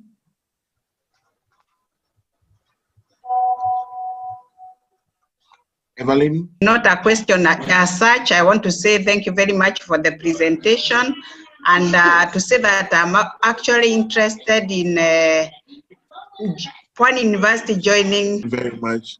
Yes, Miss Edith Larry will play that key role in connecting you to the university as well. Let's pick the last one, then we'll allow the team to provide some feedback. Fonka Hans. Fonka, please proceed to ask your question or make a contribution. Okay, thank you very much. I am Fonka Hans from the University of Bamenda, Cameroon. The panelists, quality assurance, and the question I would like to ask is, given that it has to do with partnerships, do we have across the board quality assurance where it's done everywhere, or quality assurance takes into consideration the various local realities of the different institutions? That's the first question. And the second question is, when I look at the software that is used in the medical school, I'm wondering, can African universities have this software so that even if they don't go directly to the different institutions or the partner institution, they can use on the ground? Thank you. Hans, excellent question. We'll pick the last one from Baji and Sumana. Baji, please be quick. Hello, what I wanted to ask is my university, that is University of Ghana, is it part of the Association of African Universities? Baji, could you repeat your question? I say the University of the Gambia. I'm a first semester student of the University of the Gambia. So I would like to know if my university is part of this association. Okay. Because I was invited to join this. Larry will respond to that very quickly. Thank you for asking. That is also very essential. All right, so we have 5 questions to the team. You could please provide feedback to the questions.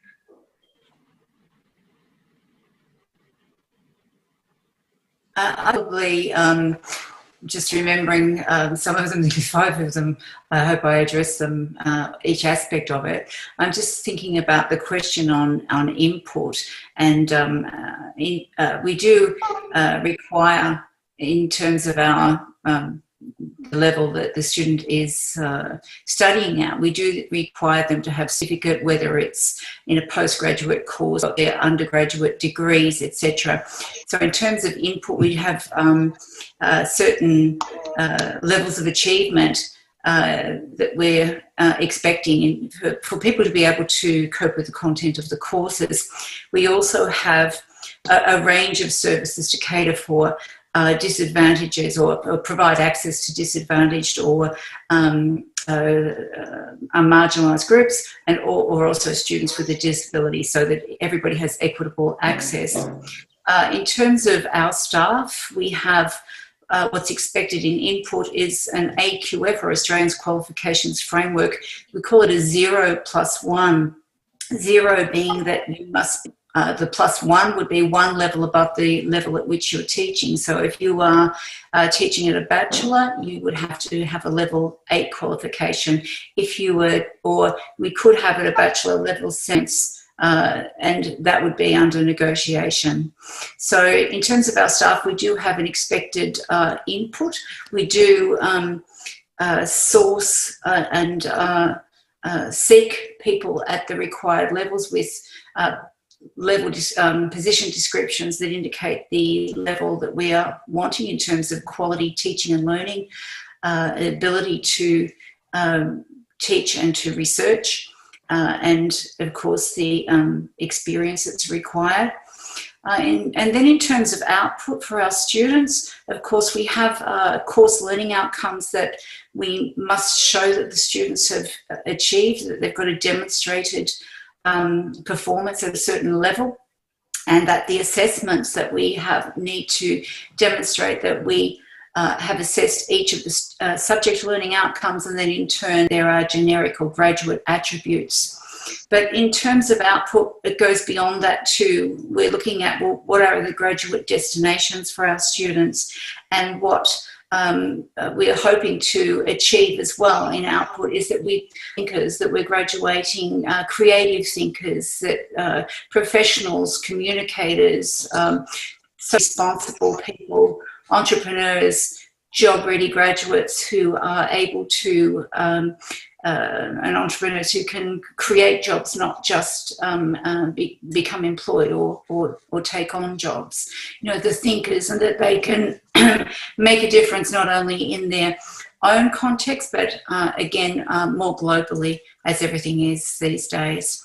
I'm thinking of another question around the partnerships. There was a question around quality assurance and how we achieve it in context.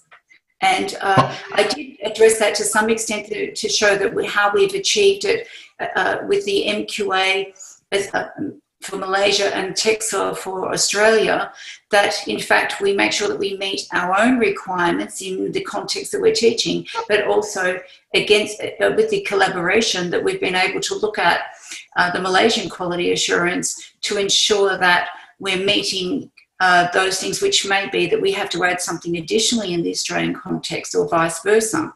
But what happens as a result of that, of course, quite easily provide pathways for students to come from Malaysia, as we would from Africa as well, that it makes it very easy for us to have recognition of prior learning at the other institution, so that in our RPL policy, we indicate that we offer recognition for any organisation that we have an articulation agreement with, and in that case, of course, in our own partnerships and where we're creating these courses that meet all of our needs, it becomes a very smooth transition to institutions across the partnership.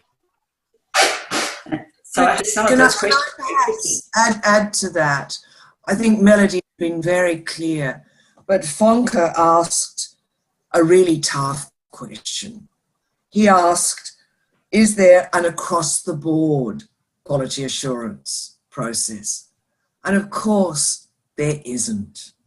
Of course, these are emerging structures which are trying to make sure that universities are delivering good quality. Now, what in a way I think our President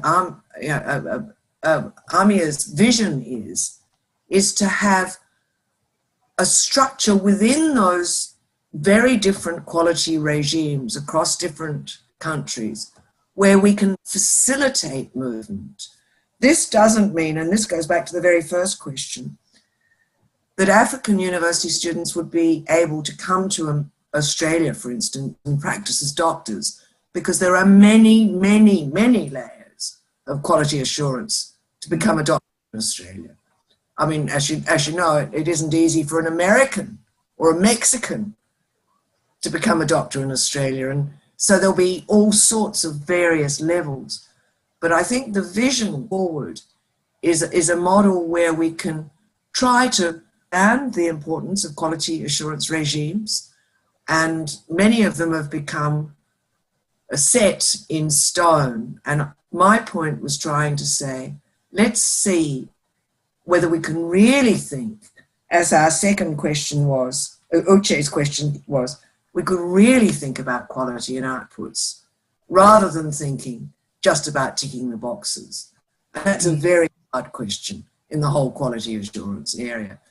But there's a very important question there, which is really for Srini or Amir, which is the availability of that fantastic software to others. Yeah, I'll answer the couple of questions. One is on scholarships. The scholarships there will be two types of scholarships we normally look at in built on the business plan and our strategic plan. One scholarship is obviously merit-based scholarship, and the other type of scholarship is we look at economically backward students who can't afford, but they have intellectual capacity to do the course, and they have the accurate, they have the interest, and they pass all the entry requirements. It's just financially they can't afford to do studies. Our intention is to provide them financial assistance so they can do the course and they can become a high quality. So definitely scholarships is part of a business plan, part of a strategy, and we will build into that. Then there is another type of scholarships which we will build into it, is this research. Anya and Lincoln is very keen on research. We have publications, we have journal publications, we have books, we conduct seminars, and there's quite a bit of research goes on a lot of innovative projects. So we fund all these research projects, and mainly the projects which are directly beneficial to the communities. We will fund it, and there'll be another type of scholarships and to the class. Now, coming to another question of quality assurance, I know Melody talked about the quality assurance on the academic side, and Christy talked about the governance framework quality assurance. Now I'll talk about the practical quality assurance, what happens at the ground level. What normally happens is, in our presentation, we showed it to you, a life cycle of a student from the application, not just to the university, until he becomes a member into the Alumni Society. We have mapped everything into process. We have policies, we have mapped all those policies and procedures into line diagrams. And these are all structured under the academic governance and corporate governance. They will then roll into standard operation procedures, whether that be admission, whether that be scholarship, whether the student compliant, whether the passing exam, they all will be documented under standard operating procedures. All this comes under various international standards. That could be ISO 9000, that could be ISO 14000, whatever may be the relevant ISO standards for that particular activity. Sometimes the standards do overlap. If it is a safety, they overlap. If it is environmental, they overlap. But if it is purely quality related to the studies, course delivery, then there is a particular quality assurance framework. The idea behind it is we govern, we have policies and controls, and we have what we call a continuous improvement program. That's nothing but 360-degree review, check, balance, improve. And we have that right from beginning, right at the stage, right of document number 1, we'll be into that. And they'll be checked, they'll be verified, they'll be scrutinized, they'll be audited, and we keep on improving on a day-by-day basis. All this structure within the frameworks is known as quality assurance. There are external quality assurance frameworks, which is AQF, MQA, and all that. And these are the internal quality assurance framework. And they all talk to each other, and that is how the entire university will be structured and quality assured from the day the student applies for a course to do with us until he becomes alumni member. That is about the quality assurance. And the other one, I'll touch quickly, is the inputs and outputs. The inputs and output related to the quality assurance, again, is process related. The input is what comes in. The process will put that into a procedure, and the procedure gets reviewed. If there are issues, there is a feedback mechanism, and that feedback mechanism built into a change in the procedure, and again it gets reevaluated, rechecked, and then it's continuously improved as well. Hope we could answer all your questions, and by all means, if you can send your emails to us, we can give you more details or more detailed explanations on these things. Thank you. Thank you, Srini. I just touch upon Christy, Melody, and Srini have explained pretty well. But how I look at the quality input and output, very simple. Very simple. It's the ethical value of human being. if I am an educator, and if I want to be sincerely implement, I want to sincerely impart a knowledge to my student. If my background is ethics, value-based, I will automatically behave quality-wise. If I am a student, and if my parents, if the primary education, secondary education, and teachers have given a basic foundation of ethics in my life, so when I come into university administration, no matter what educators does, no matter what my lecturers talk, but I will be behaving on an ethics basis. So the fundamental of quality,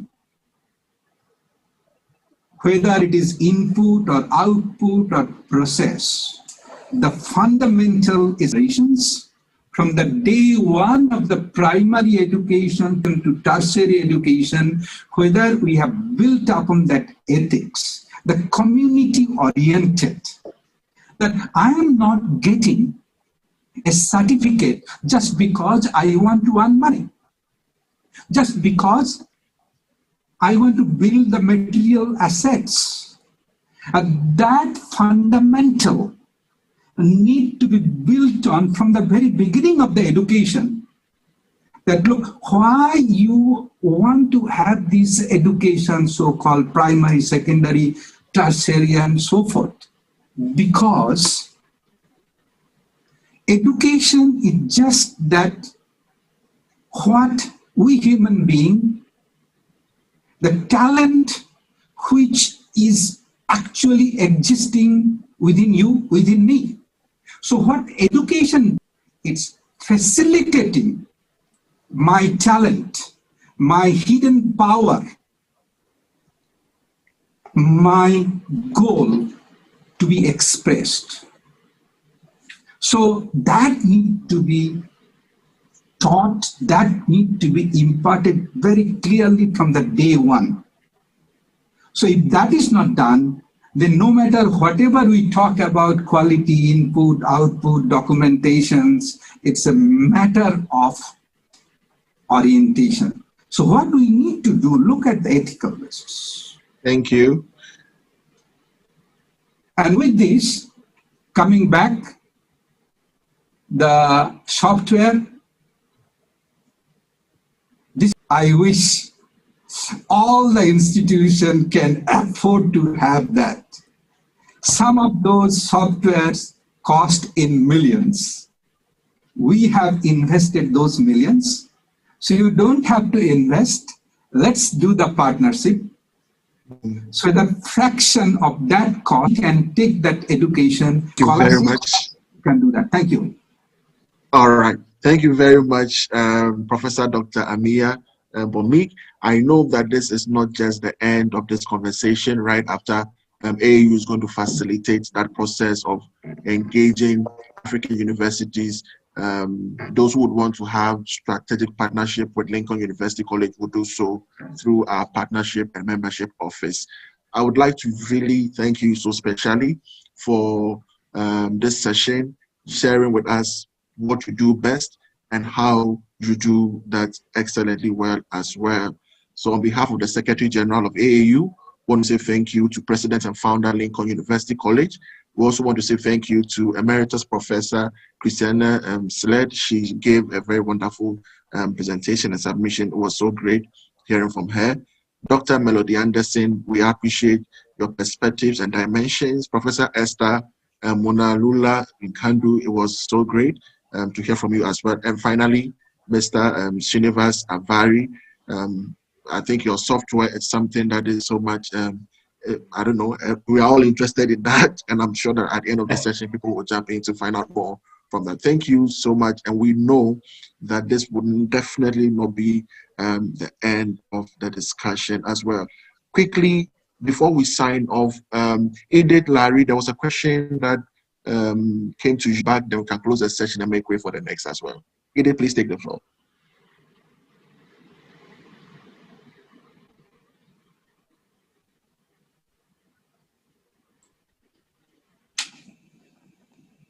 Edith, if you can hear me, please. Percy, please make Edith a co-host. Okay. Yes, Edith. Okay, so the University of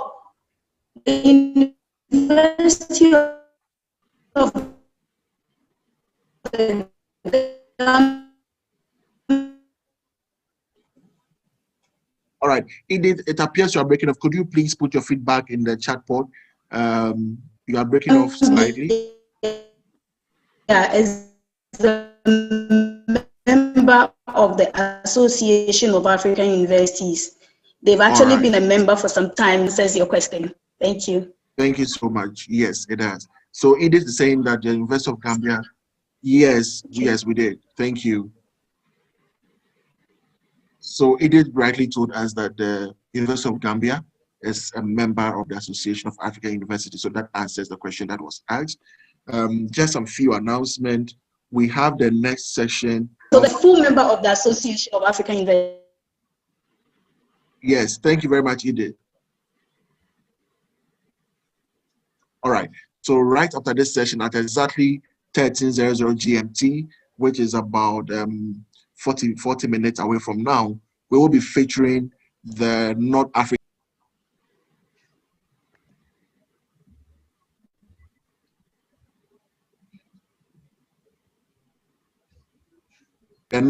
universities will also be sharing with us the opportunities and the perspective they have in the higher education in the North African settings. And so don't go away. We are using the same platform. It will be so much exciting to know what is happening in Egypt, in Tunisia, in Libya, in Algeria, in Morocco, what is happening in the higher education space. That they have a lot to share with us, with, again, those of us from the Sub-Saharan Africa as well.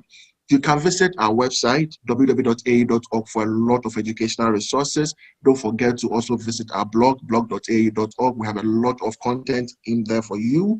The AAU has a television network which has a continent-wide reach, and it's an online television, so it goes beyond the African continent as well. If you want to partner with us in terms of content development in teaching, learning, and research, please visit the AAU television website, and then also we'll put the TV manager's contact in the chat pod, and let us all develop content strategically to advance higher education in Africa. Finally, the AAU also has online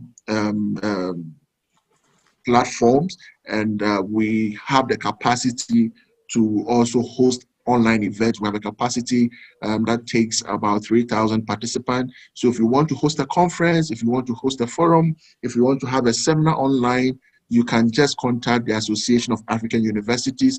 We have a platform that takes 3,000. We have excellent technical support, and we'll do that for you at a very, very subsidized price, especially if you're a member of the AAU. So if you want to have an inaugural lecture and you want to have it online, if you want to have a webinar, anything you would want to do, we have the platforms here on the continent. Don't go anywhere, and we'll provide these resources for you as well. Don't go away. On this same platform, we will be hosting the next session. Thank you very much for joining us, everyone, and we look forward to seeing you in the afternoon session. May God bless us all. May Allah bless us all.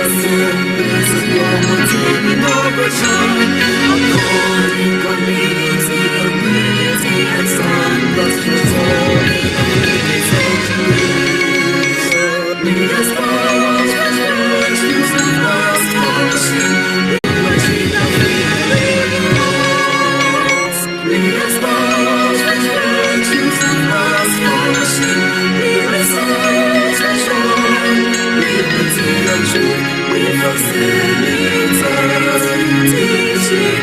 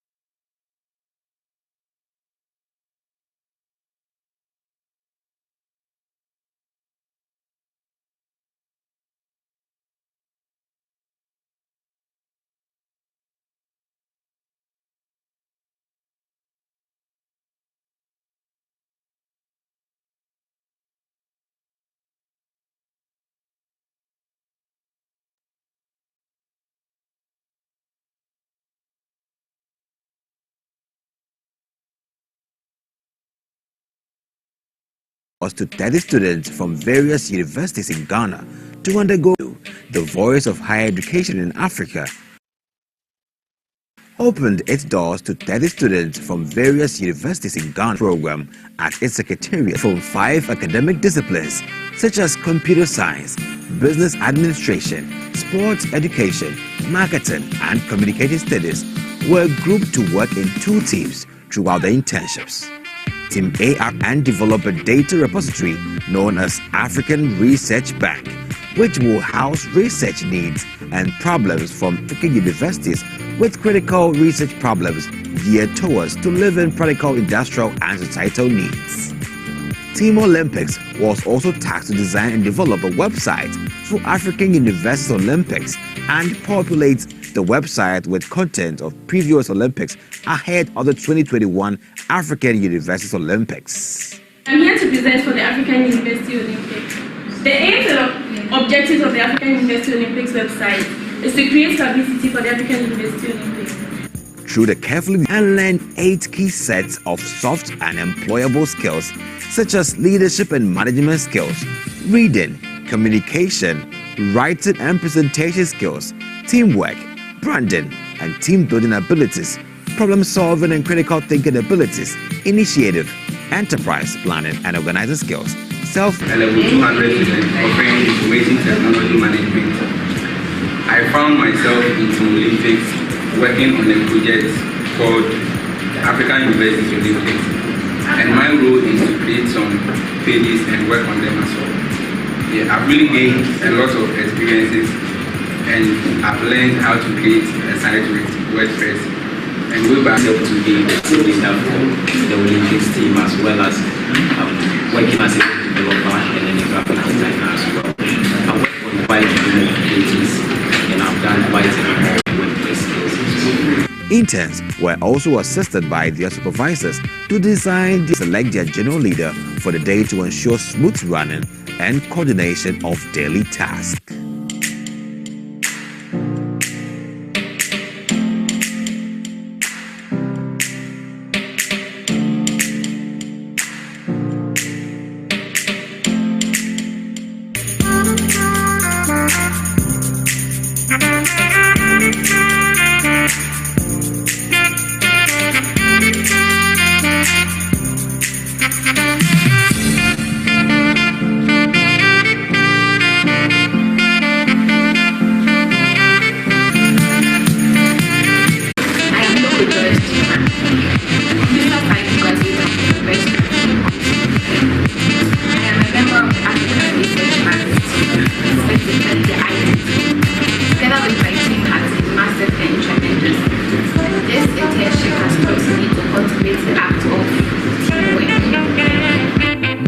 In 2020, we hope to expand this intervention to enroll more interns and also open it up to students from organizations who believe in student capacity building to support our initiative in kind and cash.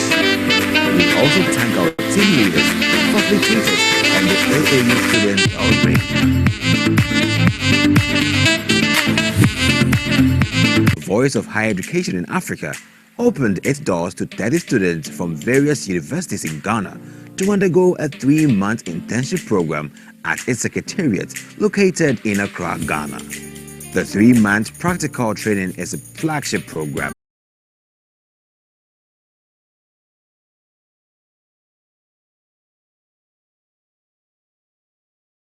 was tasked to design and develop a data repository known as African Research Bank, which will house research needs and problems from industries and key sectors. The repository will provide students and researchers in African universities with critical research problems geared towards to live in practical industrial and societal needs. Team Olympics was also tasked to design and develop a website for African Universities Olympics, soft animation, writing and presentation skills, initiative, enterprise planning and organizing skills, selfie, basic computer application, and information technology literacy. A student of the University of Professional Studies, a level 200 student offering information technology called African Universities Olympics. And my role is to create some pages and work on them as well. Yeah, I've really gained a lot of experiences, and I've learned how to create a site with WordPress. And way back, I only knew about C++, and now I've learned about HTML, CSS, and JavaScript. I found myself to be extremely helpful.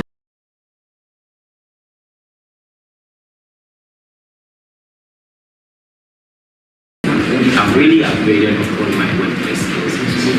Interns were also assisted by their supervisors to design their individual and collective workshops for their internship. Leadership was key. I was part of the African Research Plan team and the communication session, and also generating research topics or issues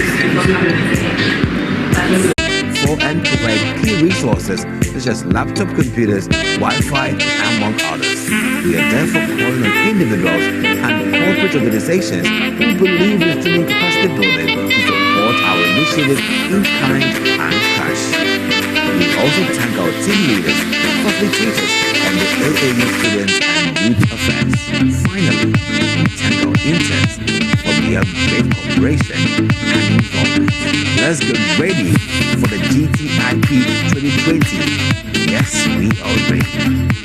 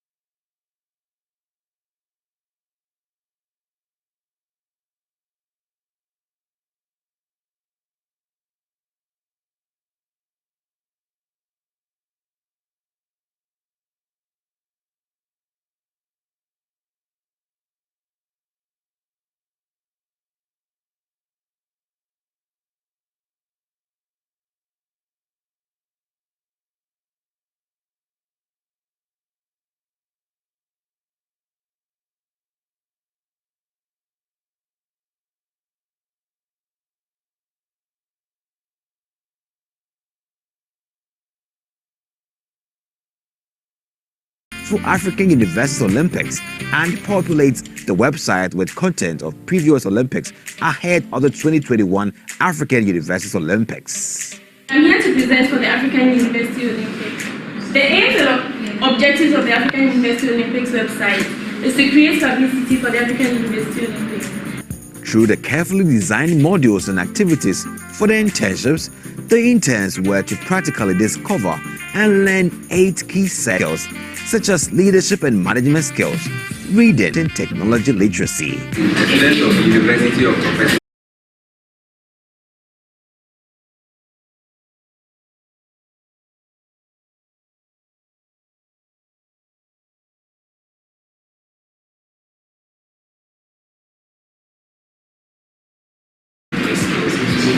Interns were also assisted by their supervisors to design their individual and collective workshops for their internship. Leadership was key. Interns were made to select their general leader for the day to ensure smooth running and coordination of daily tasks.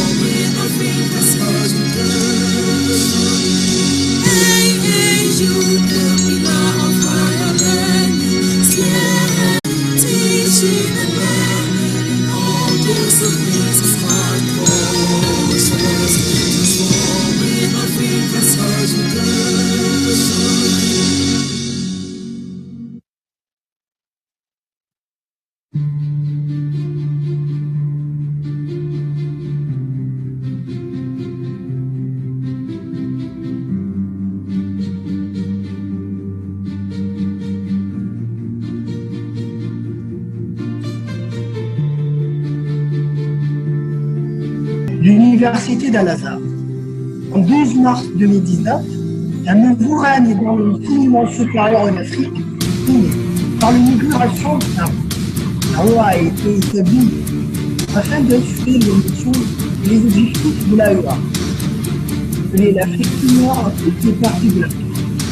La désignation profit de la vision à la situation de l'université africaine et pour favoriser le rôle du gouvernement et régional pour plus faciliter le rayonnement. Afin de réaliser les buts de l'AEA, a organisé une finale olympiade sportive.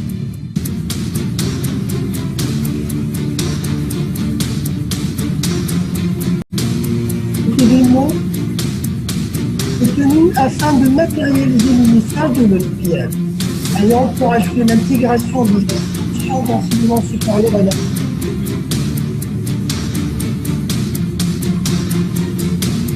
Avec la participation de plus de 600 étudiants africains, venant de 27 pays et représentant les 5 régions de l'Afrique, afin de réaliser les objectifs suivants. Promouvoir la coopération parmi les étudiants des universités africaines, encourager le dialogue intellectuel parmi les étudiants des universités africaines, et créer une forte base de données de jeunes leaders d'Afrique.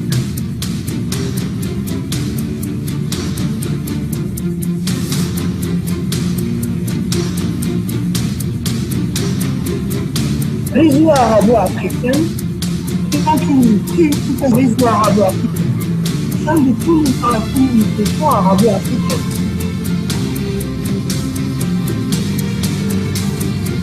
Plus de 130 participants dans les différents pays arabes et africains ont participé au forum.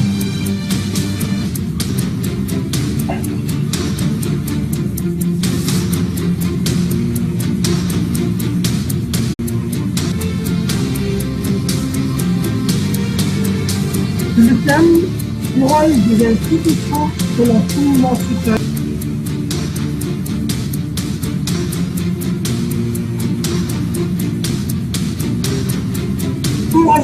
L'Égypte a été hébergée conjointement par l'utilisation de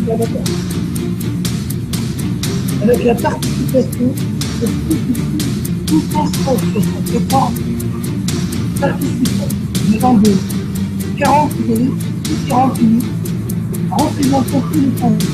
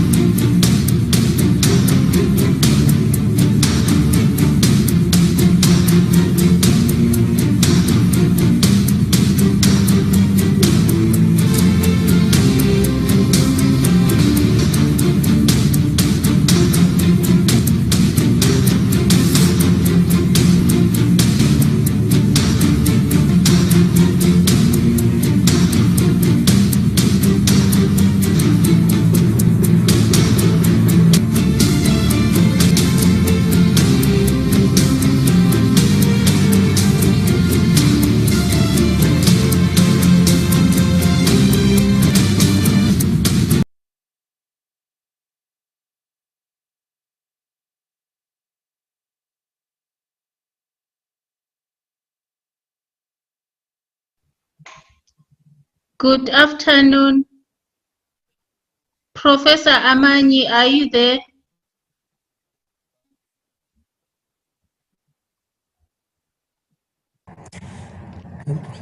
Good afternoon, everyone, and it's a pleasure to be with you today in the third day of the Association of African Universities Week celebration.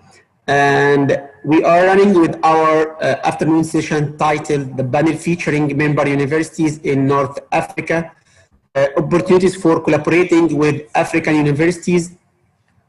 And it's a pleasure to introduce our speaker. Our universities will join us today. We have many universities and new members from the North Africa Regional Office members. We have Faris University, and also we have the Alexandria Higher Institute of Engineering and Technology. We have South Carolina University, we have Sinai University, and the Egyptian e-learning university.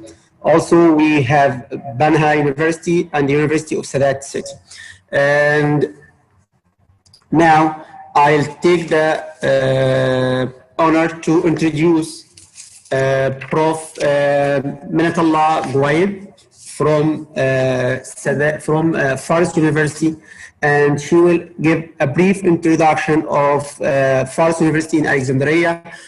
Prof. Minatullah, she's graduated from the German school, and she studied pharmaceutical science at Alexandria University, and she received her master's degree in 2012 in biochemical pharmacology and the PhD degree in pharmacology and toxicology. She also DAD alumni. She spent her scholarship at University of Leipzig in Germany. And Dr. Minatullah holds TUA's BVA Next Award for Young Researchers is BioVision Alexandria Conference in 2016 in Lyon, France, and the Egyptian Armed Forces Award for Outstanding Young Scientist 2016. She also the coordinator of the dual degree program offered by Faris University in Alexandria with Technology University in Dublin, Ireland, and the Royal Institute of Technology in Sweden. Dr. Minatullah is also the Erasmus Grant coordinator of the university, and also she is the coordinator for the African Affairs in the Faris University. Prof. Minatullah, the floor is yours. You can start now, please.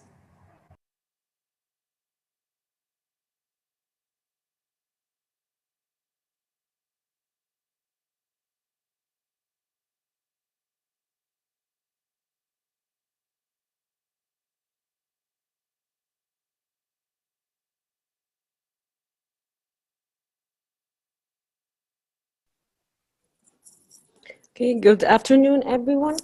Thank you for inviting us here, and I'm glad to introduce you to Faris University in Alexandria. I'm the head of international office. I'm responsible of all international cooperations of the university. Allow me to share my screen.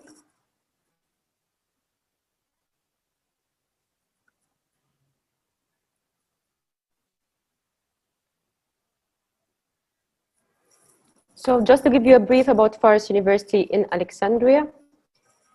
Faris University is the first private university in the north of Egypt, started 2006, started with 7 faculties with a presidential degree, and then extended in 2009 with 4 other faculties to be a total of 11 different faculties.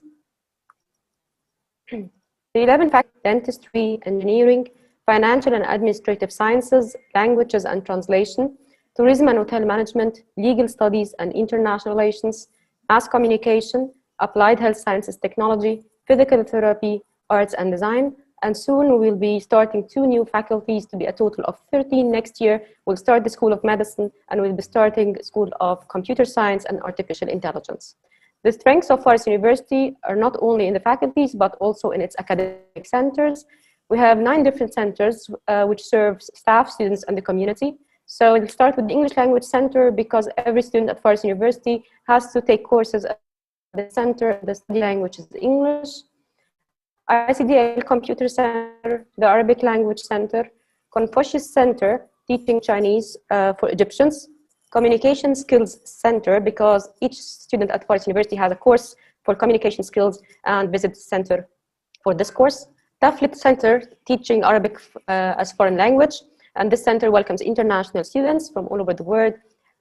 Now the center is working, offering online courses for Arabic. The Education Development Center, which is concerned with the professional development of the staff members.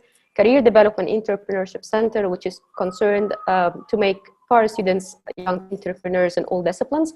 And the Training Center, which is a very important center because each student studying at Forest University has to accomplish certain credit hours at the industry. This is a university requirement.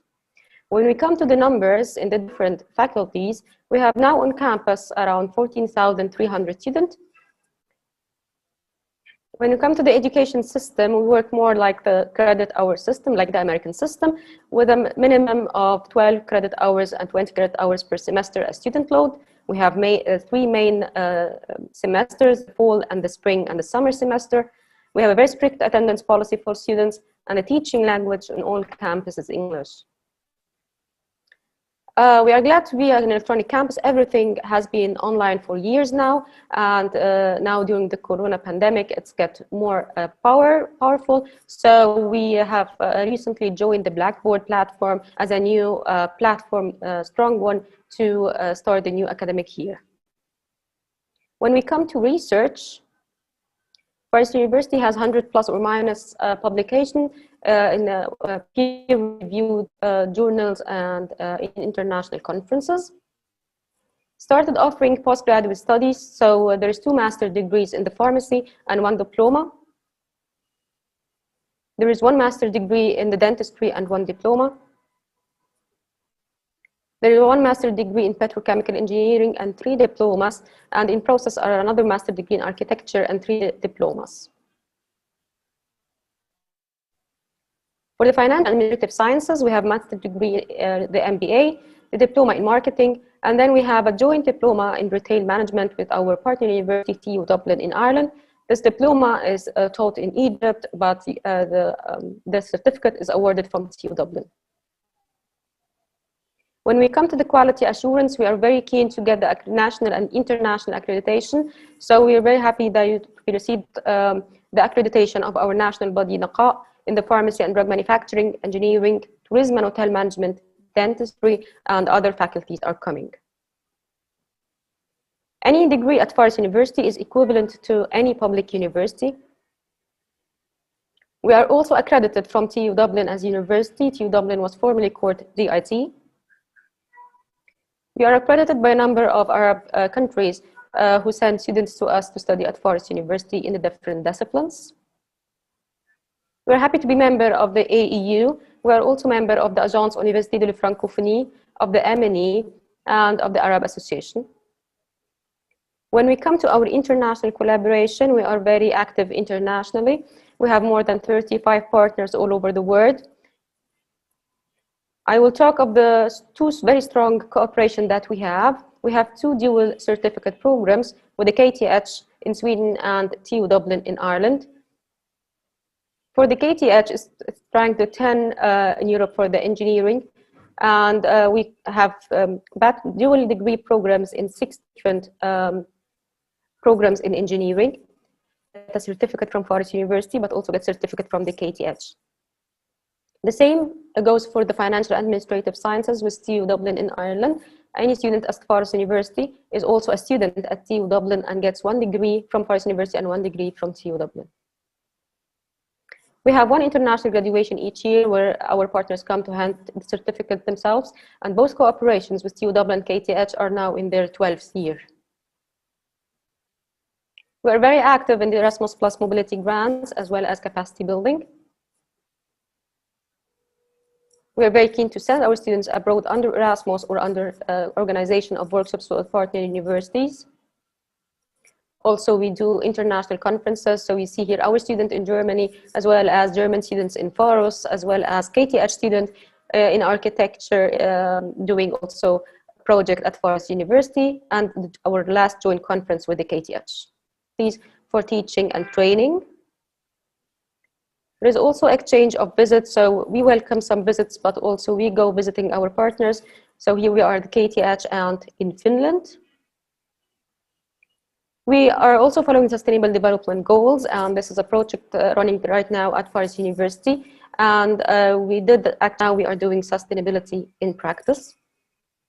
We are glad to tell that 2020 Far East University appeared in the THE Impact Ranking to be one of the top 300 universities.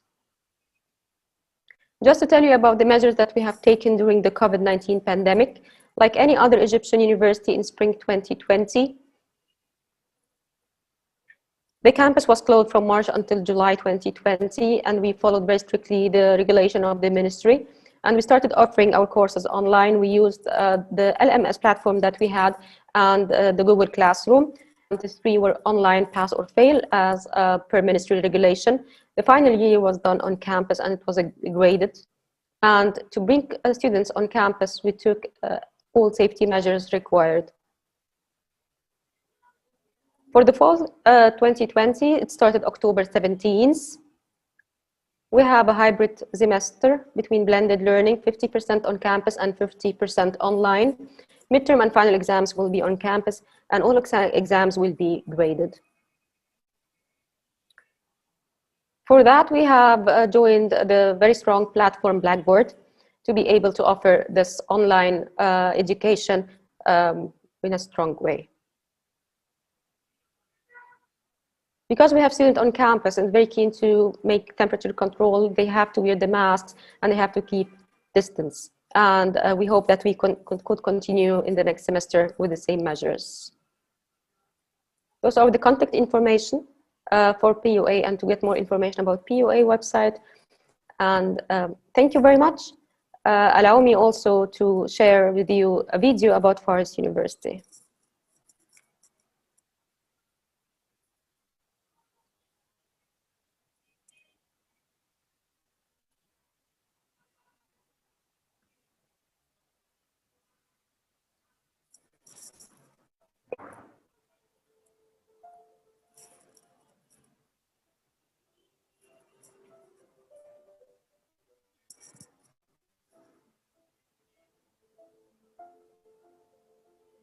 Eyes cannot deny the splendor of its unique location, in the heart of Alexandria.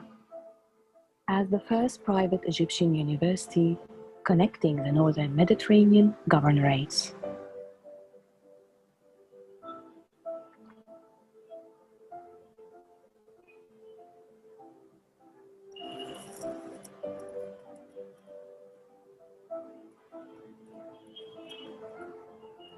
Far East University was founded by Mr. Muhammad Ragab, founder and chairman of Ragab Group, who is renowned with his insightful and enlightened vision in the field of secondary and tertiary education.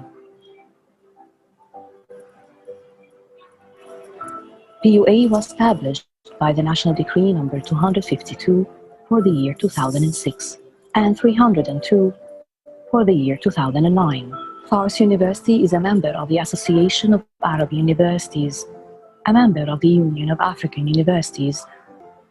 The premises of the university contains 11 faculties that are subject to full and direct supervision from the Ministry of Higher Education. It offers equivalent certificates complying to the 1972 regulation of universities, bylaws number 49 and its statutes. Since its onset, Far East University in Alexandria has been committed to academic excellence, compliant with market needs, designed its academic status to match the state-of-the-art teaching and learning methods and quality of education. The university has launched a project to transform to a sustainable university, following the principles of Egypt 2030 vision, spreading the concept of sustainability in various academic programs. This has had a significant impact on the university performance and resulted in the inclusion of Far East University in Times Higher Education Impacts ranking in the top 300 universities worldwide. The university has established several centers for the development and advancement of the educational system. In international relations and students' exchange, the university has signed MOUs, cooperation agreements with many European, American, and Asian universities that work closely to transfer the latest science and knowledge through mobility and exchange of faculty members, developing academic programs, and offering dual degree programs in engineering and financial sciences. The university sought to establish the Career Development and Entrepreneurship Center to provide students with the basics and services of professional aspects. In order to achieve the university's strategy in establishing the quality of education, PUA established a center to ensure the quality of education in its programs and curricula. PUA spared no effort in the follow-up of its graduates and assisting them in obtaining jobs compatible with specific abilities. So, it established a special unit for alumni in order to sustain the relationship between the university and its graduates. Fars University seeks linking science to practice. Therefore, it has established a training center to provide students with the required skills to meet the market needs and link them to the surrounding work environment. PUA has also established research laboratories equipped with the latest equipment in order to support and encourage scientific research. Faculties of Fars University are distinguished by their diversity and the uniqueness of its own disciplines.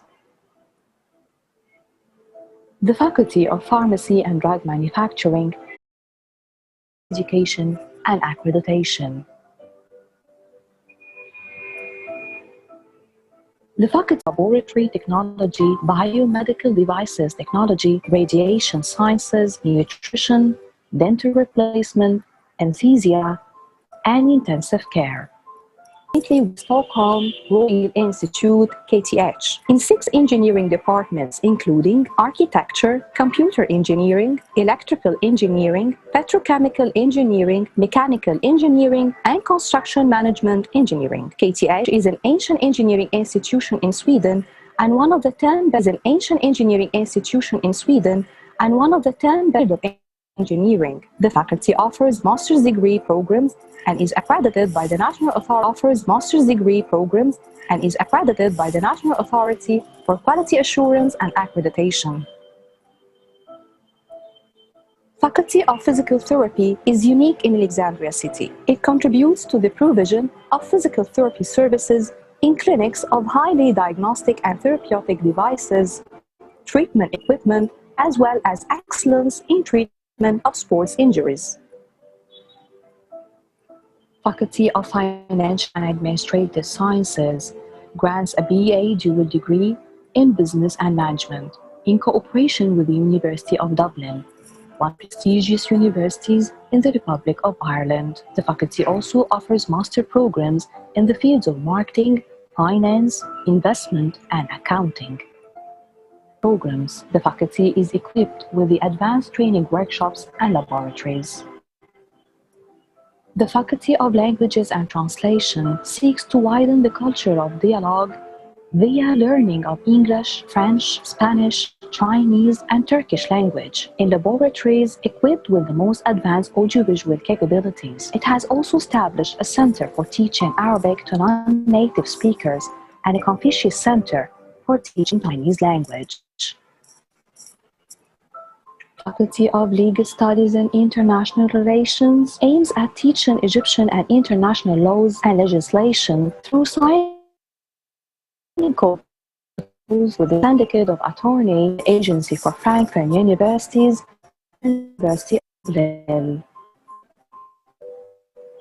The Faculty of Tourism and Hotel Management follows the state-of-the-art methodologies of the Applied Education Company equipped with the latest IT computer programs. The faculty established partnership of mass communication aims at developing distinguished graduates in the field of media, where it offers a BA degree in journalism and digital publishing, public relations, marketing, radio and television techniques. Radio and TV students receive training in advanced studios. Students studying journalism and digital publishing receive training in producing publications under the supervision of renowned journalists. The Department of Public Relations and Marketing aims at producing marketing material to serve different institutions and advertising agencies.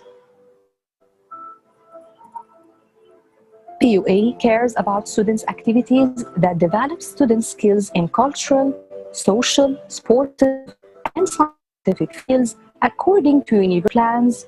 PUA has inaugurated one of the largest sports complexes on a vast area that includes football, basketball, handball, volleyball, and tennis yards. Is taking steady and confident steps towards success and distinction, competing with the most prestigious Arab and international universities, and keeping pace with technological developments around the world.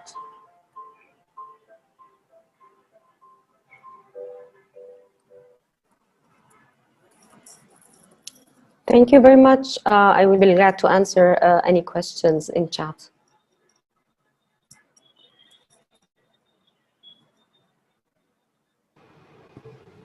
Okay, thank you, Prof. Metallah, and we'll get the question ready to you and we'll send it to you.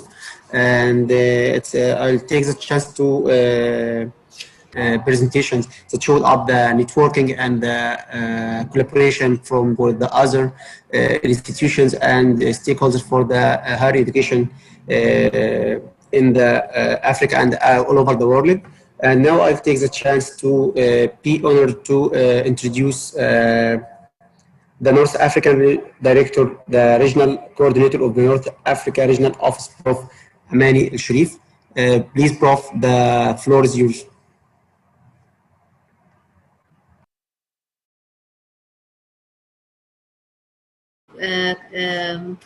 Participation of North Africa, and especially from Egypt. We have 15 universities from Egypt willing to have partnership with the rest of our brothers and sisters in Africa. Please notice that you can use the chat box for communication and networking. So please write your biodata, your email, so you can be added to our email group. Also, you can ask whatever you want from speakers, and they will answer you in the chat box. Also, it's very important to you to know that right now this session is broadcasting on our page on Facebook, and our team is there to answer any of your questions. Let me share little information with you.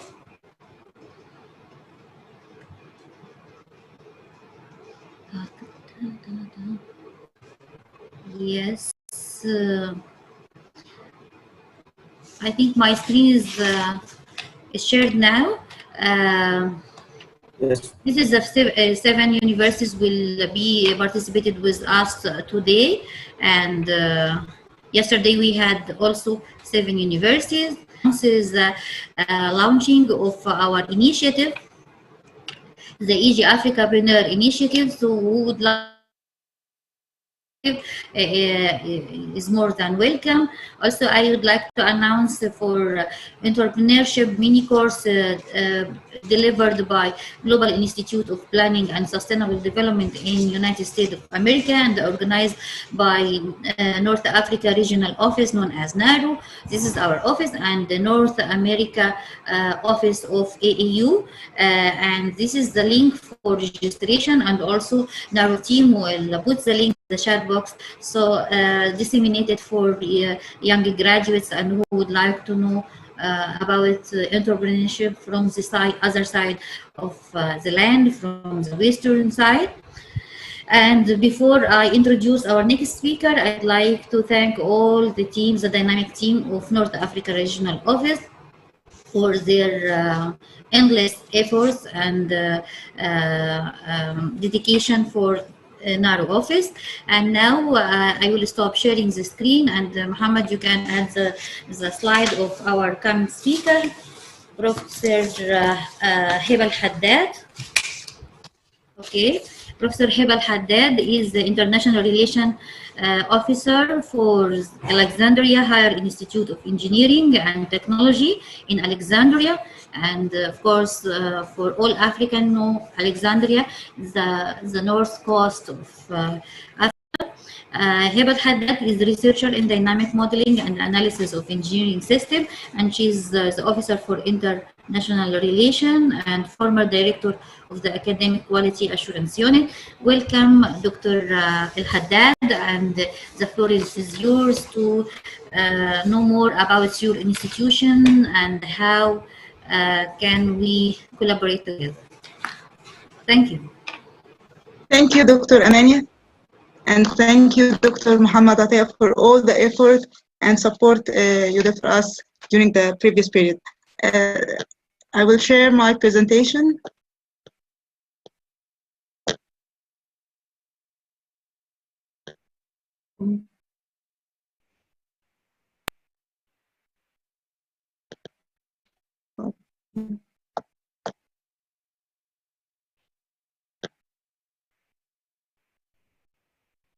My name is Dr. Heba Haddad. I'm Assistant Professor of Industrial Engineering and the Coordinator of the International Relationship at AIET. First of all, I would like to express our pleasure to join the Association of African Universities, AAU, and with that, AIET became the first institute in Egypt to obtain its Institute of Engineering and Technology. And so let me, before starting the presentation, I would like to play a video that will briefly give you an introduction about who we are. So, is the sound clear? Since 1997, more than 3,000 engineers have graduated from Alexandria Higher Institute of Engineering and Technology and are currently working in Egypt and around the world. The institute's departments are Electronics and Communication Engineering, Mechatronics Engineering, Computer Engineering, and Industrial Engineering.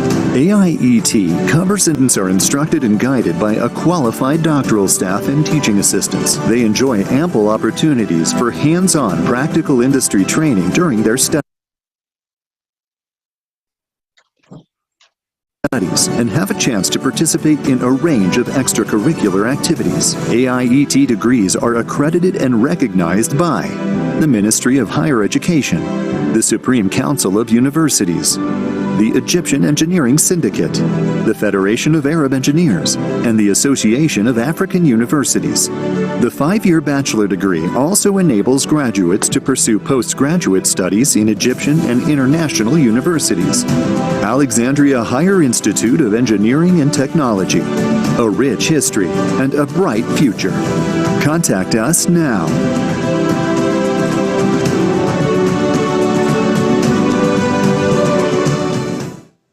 Thank you for watching. Let's start the presentation.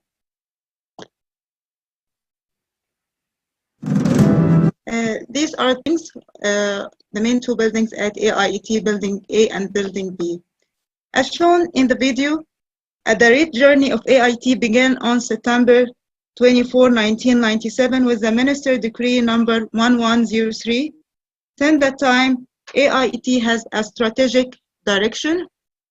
Our vision aims to achieve distinguished level in engineering, education, scientific research, community service, and professional excellence in the engineering field related to the available disciplines in order to keep abreast of the local and international engineering development.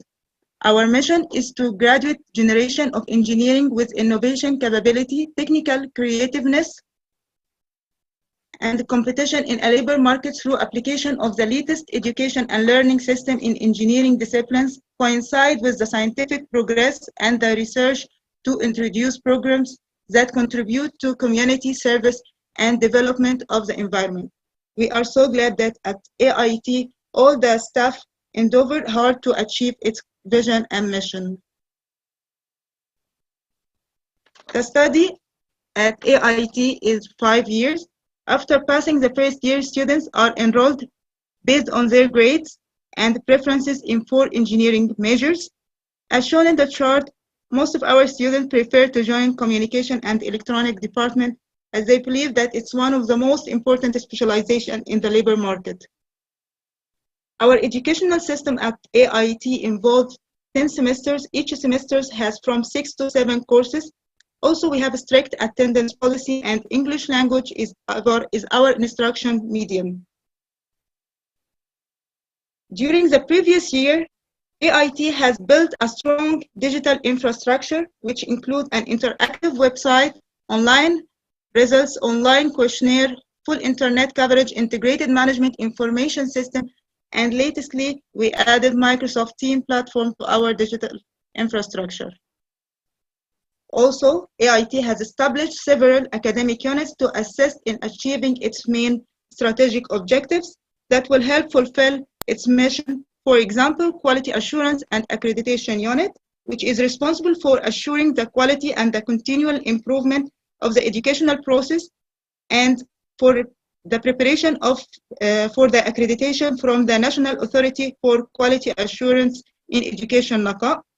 Also, we have Scientific Research Unit, which is responsible for organizing scientific researches, work, and publications, supporting and motivating academic staff to enhance their research skills, activating the institute role in community service through scientific researches, creating an attractive environment for scientific competency.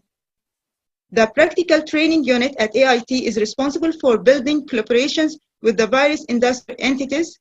Also, it's responsible for establishing, implementing, and supervising training programs for students. In addition to the academic unit, we have Administration Quality ISO Unit, which is responsible for assure the quality of the administration work at AIT and fulfill all the requirements of ISO 9001 certificate. As indicated from the graph of the scientific publication from 2015 to 2020, there is observable progress in the number of scientific research publications during the last years. Also, we have many successful collaboration with large engineering entities in Egypt, such as Egyptian Space Agency, Egyptian Primary Telephone Company, WE, Alexandria Water Company, Alexandria Electricity Distribution Company, Inspector Middle East, Behera Company, Egypt Expert for Software, EAS, and the Central Agency for Public Mobilization and Statistics.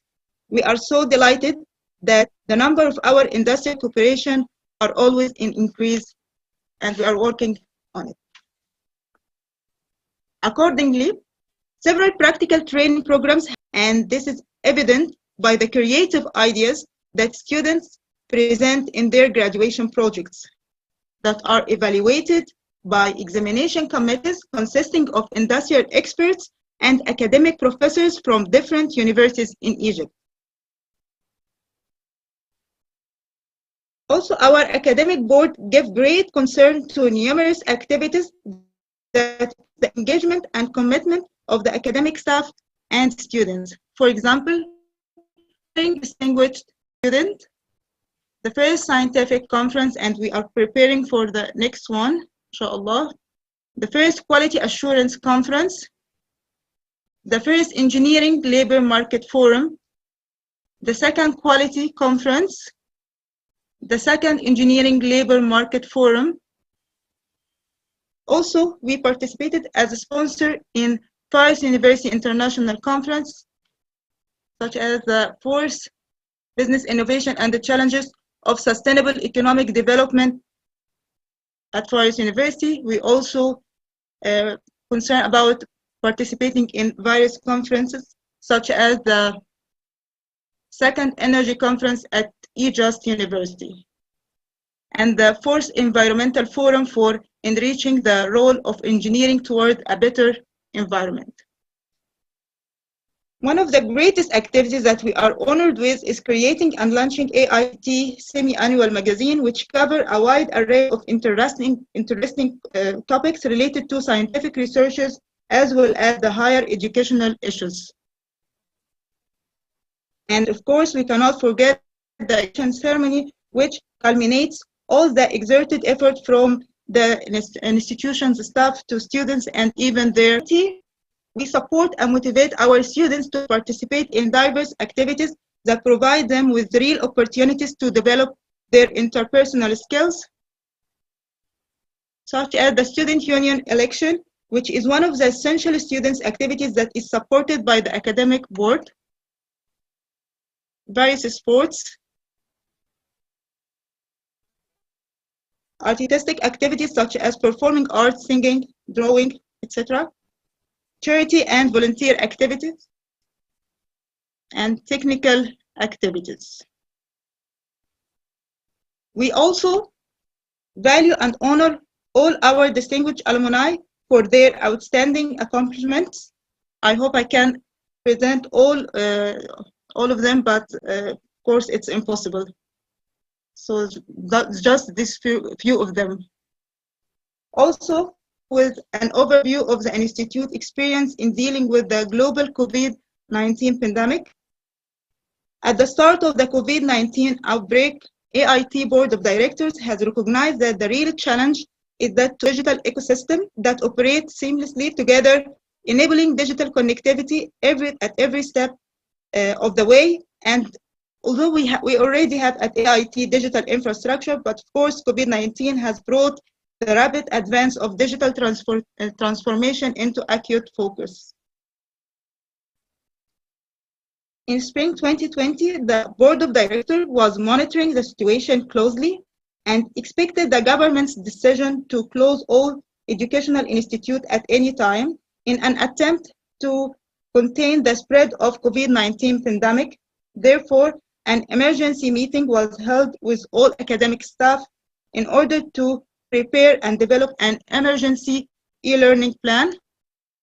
And as expected, the campus has closed from mid-March until the end of the academic semester 2019 to 2020. The Institute followed the ministerial instructions. Lectures and tutorials were recorded using audio presentations and uploaded to the official website, into the official website of the Institute as per the lecture and tutorials timetable in order to ensure that the learning process is running smoothly. Also, the lab experiments were videotaped and uploaded on the website. At the end of the semester, method of examination was identified based on the intended learning outcomes of each course, either to be project-based exam or online exam. For project-based exams, the main requirements of the accepted projects were identified and announced to all students. For online exams, many trial online exams were conducted before the official one.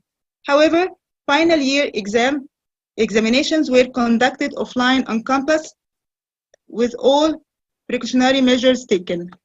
And these are some pictures of the precautionary measures taken during the final year exam. Concurrently, the IST team at AIT assisted us to conduct many virtual meetings, and they established several communication channels to provide technical support to students and academic staff, such as WhatsApp, Facebook, Instagram.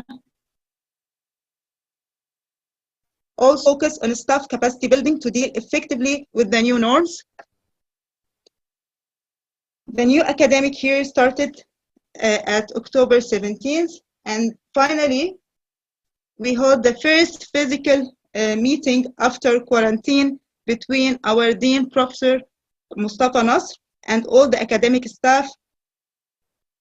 He presented to us the new educational system, which is based on blended learning, which consists of 50% on campus, 50% online, midterm and final exams on campus. All exams are graded. Now we are using Microsoft Teams as a platform that enables remote learning through an online meetings, enabling discussion either individual such as assignments, online exams, and storage of course material.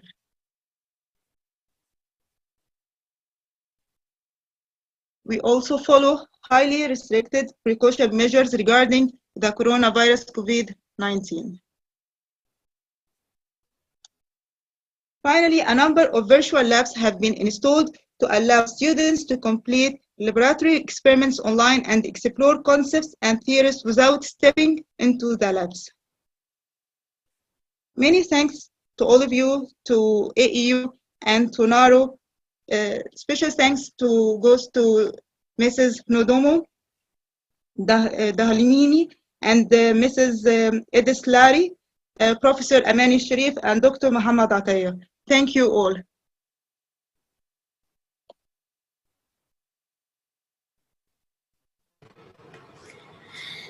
Thank you, Dr. Haddad, for the presentation and appreciate your hard work in your university. And please, if any comment for Professor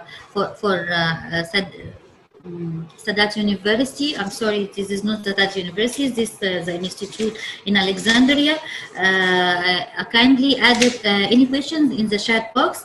And now I would like to present with honor Professor Ahmed Bayoumi.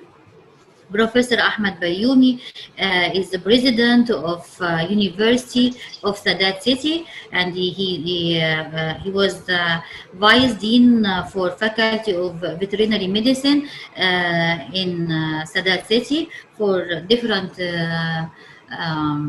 fields.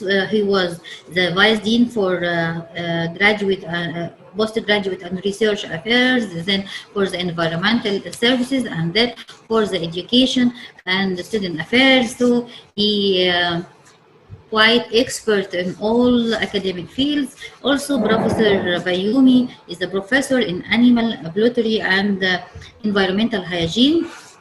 Welcome, Professor Bayoumi, and congratulate you for all the achievements of your university. And it's time to share your experiences with our African colleagues. So the floor is yours, Professor Bayoumi. Thank you, Dr. Amani, and thank you also for all participants in this webinar. I am glad to express my gratitude to the African Union of Universities. It's a good opportunity to talk about my university and the challenge of continuing its educational role under COVID-19. City is named after the president of Egypt, former president of Egypt, Anwar Sadat. It is one of the first generation cities established in 1970 Communities Authority for preserving agricultural land and preventing them from decaying. The city is located 94 kilometers northwest of the capital city, Cairo, on Cairo-Alex Desert Highway Road. Can you start your presentation if you allow me, Professor? Can you, because it is not opened here. Yeah.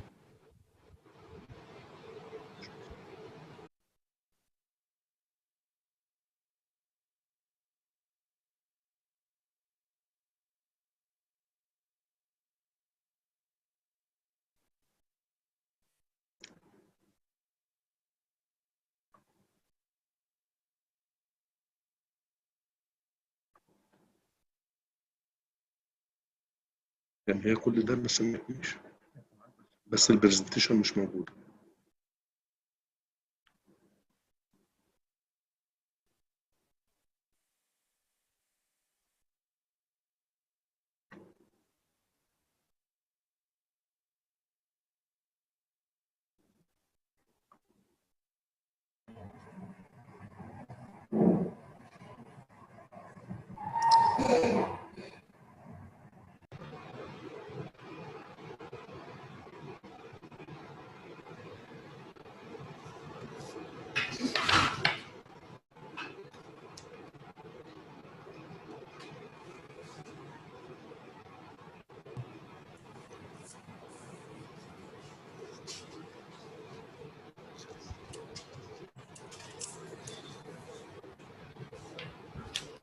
The presentation.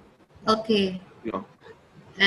Muhammad, our Professor Bayoumi is the co-host, so he can share his presentation. Yes, okay. yes. Okay. Is it okay now? Not yet, Prof. Maybe it takes little few seconds to.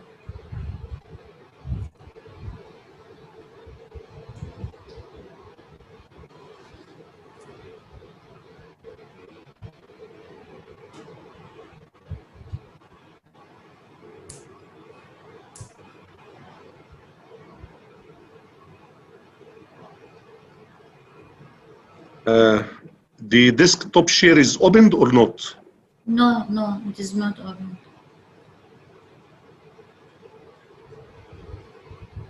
Dr. Muhammad, do you have a copy of the presentation?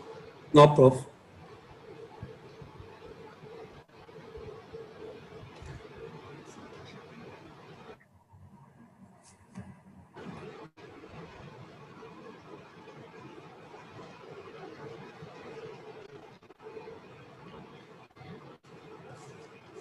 Do you like if the next speaker is ready to go the next speaker till we fix this problem in another room?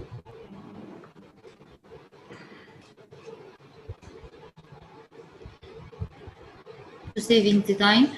Muhammad is the speaker of the Egyptian e-learning university is ready.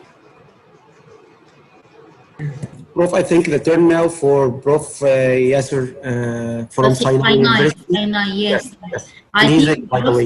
is he, but we have to take the permission of Professor Bayoumi, and you can join him to other room to fix it, Muhammad, please.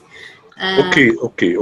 Okay. So I'm sorry, Prof. My colleague will assist in this problem in another room now.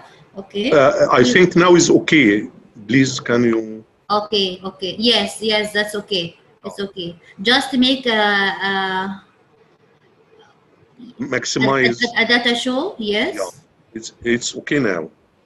Yes, right? But make it data show, please. So the screen. Okay.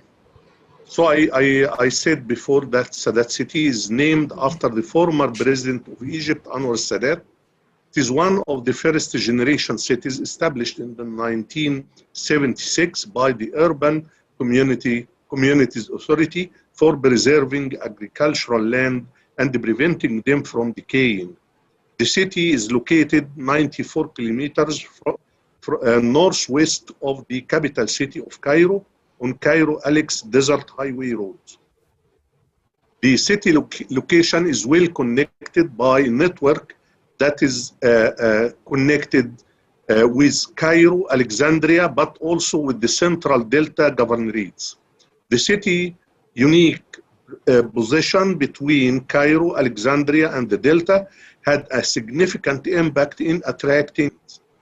Sadat city is an industrial city, one of the largest industrial cities in Egypt.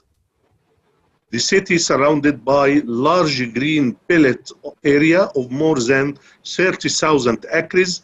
WHO ranking it has earned a place in the top 10 industrial societies in the Middle East, boasting a clean environment and secure natural resources.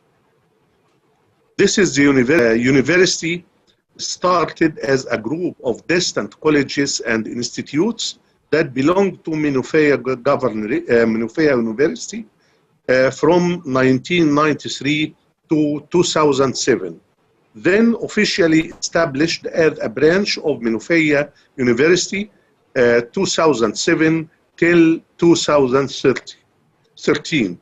Then the university become an independent university, one of the public universities in 2013. This is the administration, top administration of the university.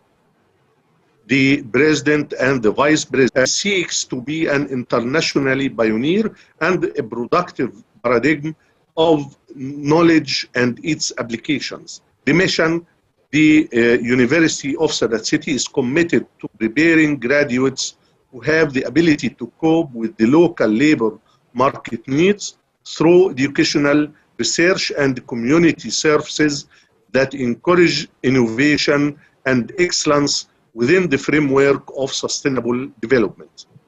The university consists of 9 colleges and 2 institutes. The first was the Faculty of Physical Education, 1993, then Genetic Engineering and Biotechnology Research Institute in 1995, then the Faculty of Tourism and Hotels in 1997, also the same with the Faculty of Veterinary Medicine. Then come the Faculty of Commerce in 2000 and Faculty of Law in 2001, Faculty of Education 2001, Institute of Environmental Studies and Research in 2005, Faculty of Pharmacy in 2016, Faculty of Education for Early Childhood in 2017, and lastly, the Faculty of Computing and Artificial Intelligence in 2020. University of Sadat City centers and units. We have some centers and units to help us for managing such as Public Service Center, Development Projects Management Unit, Quality Assurance Center, the Faculty of and Leadership Development Center, Information and Communication Technology Projects, Measurement and Assessment Center, International Relation Office, Central Lab Units, International Studies Affair Office, Technology, Innovation, Commercialization Office, Development and Environmental Project Units.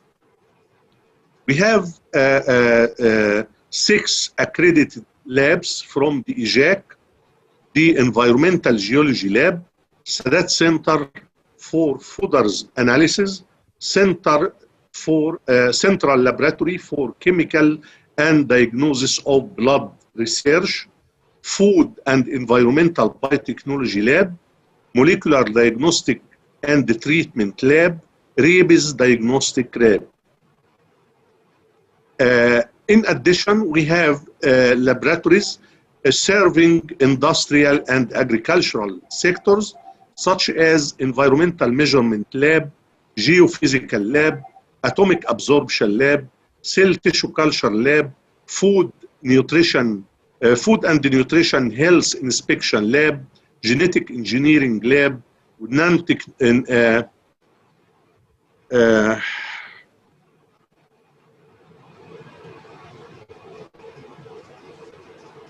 then we have more details. If you need more details about the university laboratories and equipments, you can go to the site of the National Bank for Scientific Laboratories and Equipments. The university is ranked the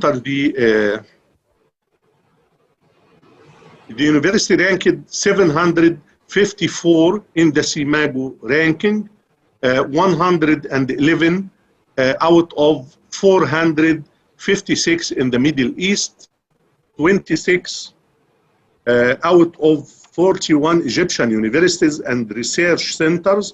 The University of Sadat City Faculty of Veterinary Medicine achieved position between 201 300 globally and 7 to 9 of the colleges of Egypt within the Shanghai ranking.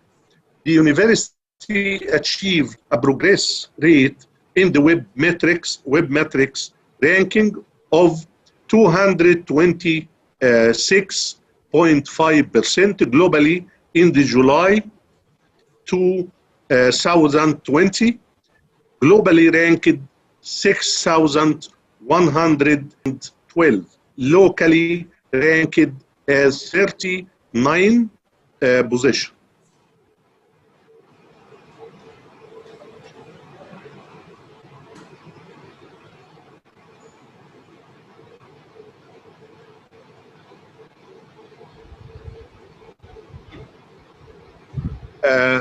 Also, some statistical facts about the university. The total number of faculty members and teaching assistants is 849. The number of the administrative staffs of the university is 1,632, and the number of undergraduate students is 26,500. The number of postgraduate students is 11,415. The international students in the university is about 900. The awarded master degrees about 330. The awarded BH degrees about 69. This one of our big awarded scientists receive the Nile Prize from the President Abdel Fattah al-Sisi. The university have membership in several societies like the International Association of Universities, Association of Arab Universities, Association of African Universities, Mediterranean Universities Union, Academy of Scientific Research and Technology, National Network of Biotechnology Experts, Arab Academy for Science, Technology and Maritime Transport.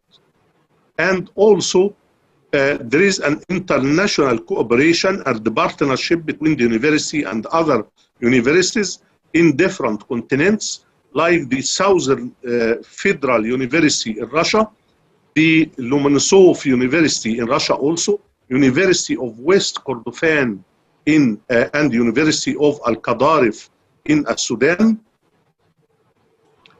We have partnership and cooperation with Netherlands, the Dutch Company for Research, the International Board of Certified Trainers, MENA headquarters. United States, we have cooperation with Washington State University, Pullman, and University of Tuskegee in Alabama, University of Osaka in Japan, and University of Shihezi in China. In Sudan, we have communication with West Kordofan University, Al-Qaradif University. In Ethiopia, we have partnership with Bahr Dar University, Bulgaria with University of Sofia, Italy with University of Padova, and the University of Saint Joseph University in Lebanon. We have also cooperation and partnership with many institutions in Egypt. We have Center for Nanotechnology used for therapeutic purposes, nanomedicine, and diagnosis. We have laboratories for microbiology, centers of excellences, centers for chromatography and mass spectrometry, plant tissue culture center,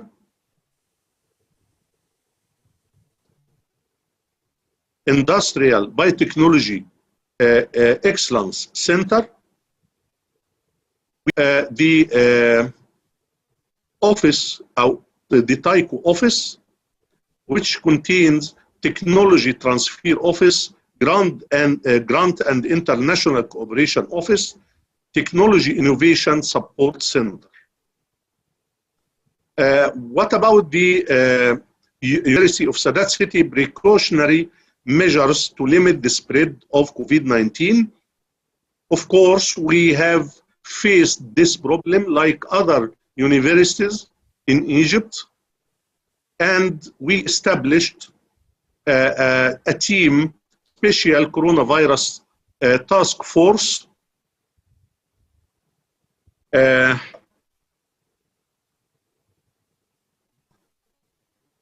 to review the university readiness and to develop a well-trained and qualified cadres capable to conduct preventative disinfection operations on regular basis, providing them with authorities.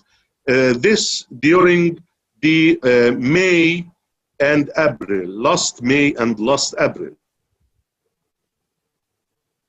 The executive procedures accompanying the final examination of the students after return back of the study in last October, and this is also supervised by our team and by the administration of the faculties.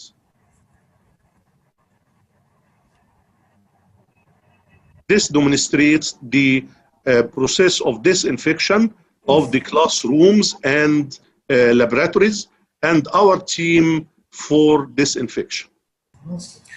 Excuse me, we still have only 1 minute to finish. Okay.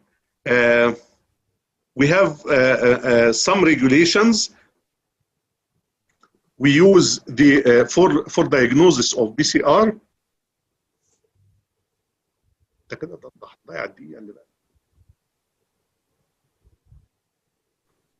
Application of PCR-based molecular detection and the characterization. This is some of the implemented projects to combat COVID-19. This is the work of our university. PCR-based molecular detection and the characterization of coronavirus infection and the protection trial. This is from the Faculty of Veterinary Medicine. A drug reusing approach via utilizing VEU inhibitors from Faculty of Pharmacy, and there is another project from the Faculty of Pharmacy and another from the Genetic Engineering and Biotechnology Research Institute. Okay. Also, we have some projects and stuff.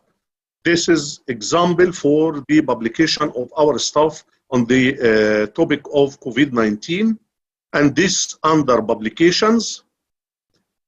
And we thank and we welcome the partnership with the African universities.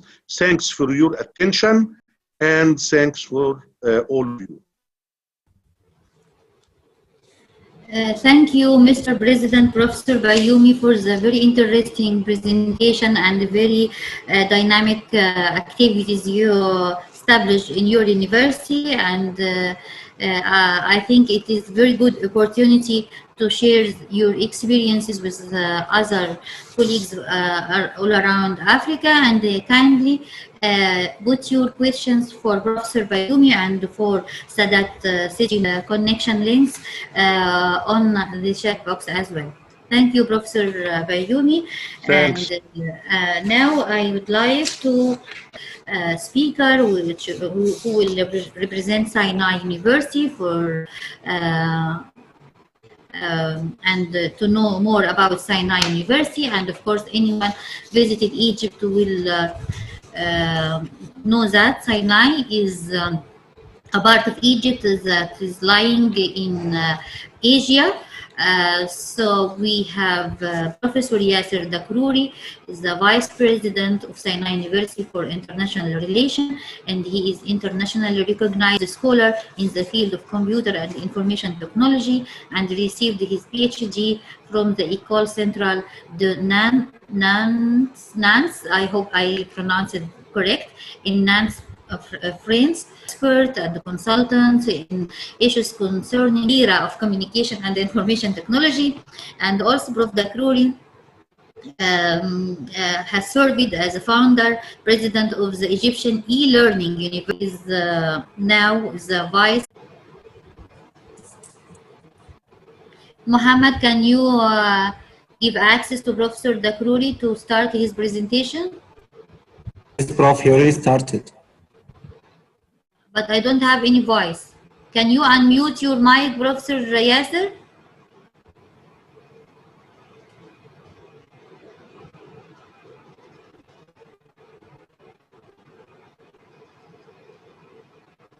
You unmute your mic if you are there.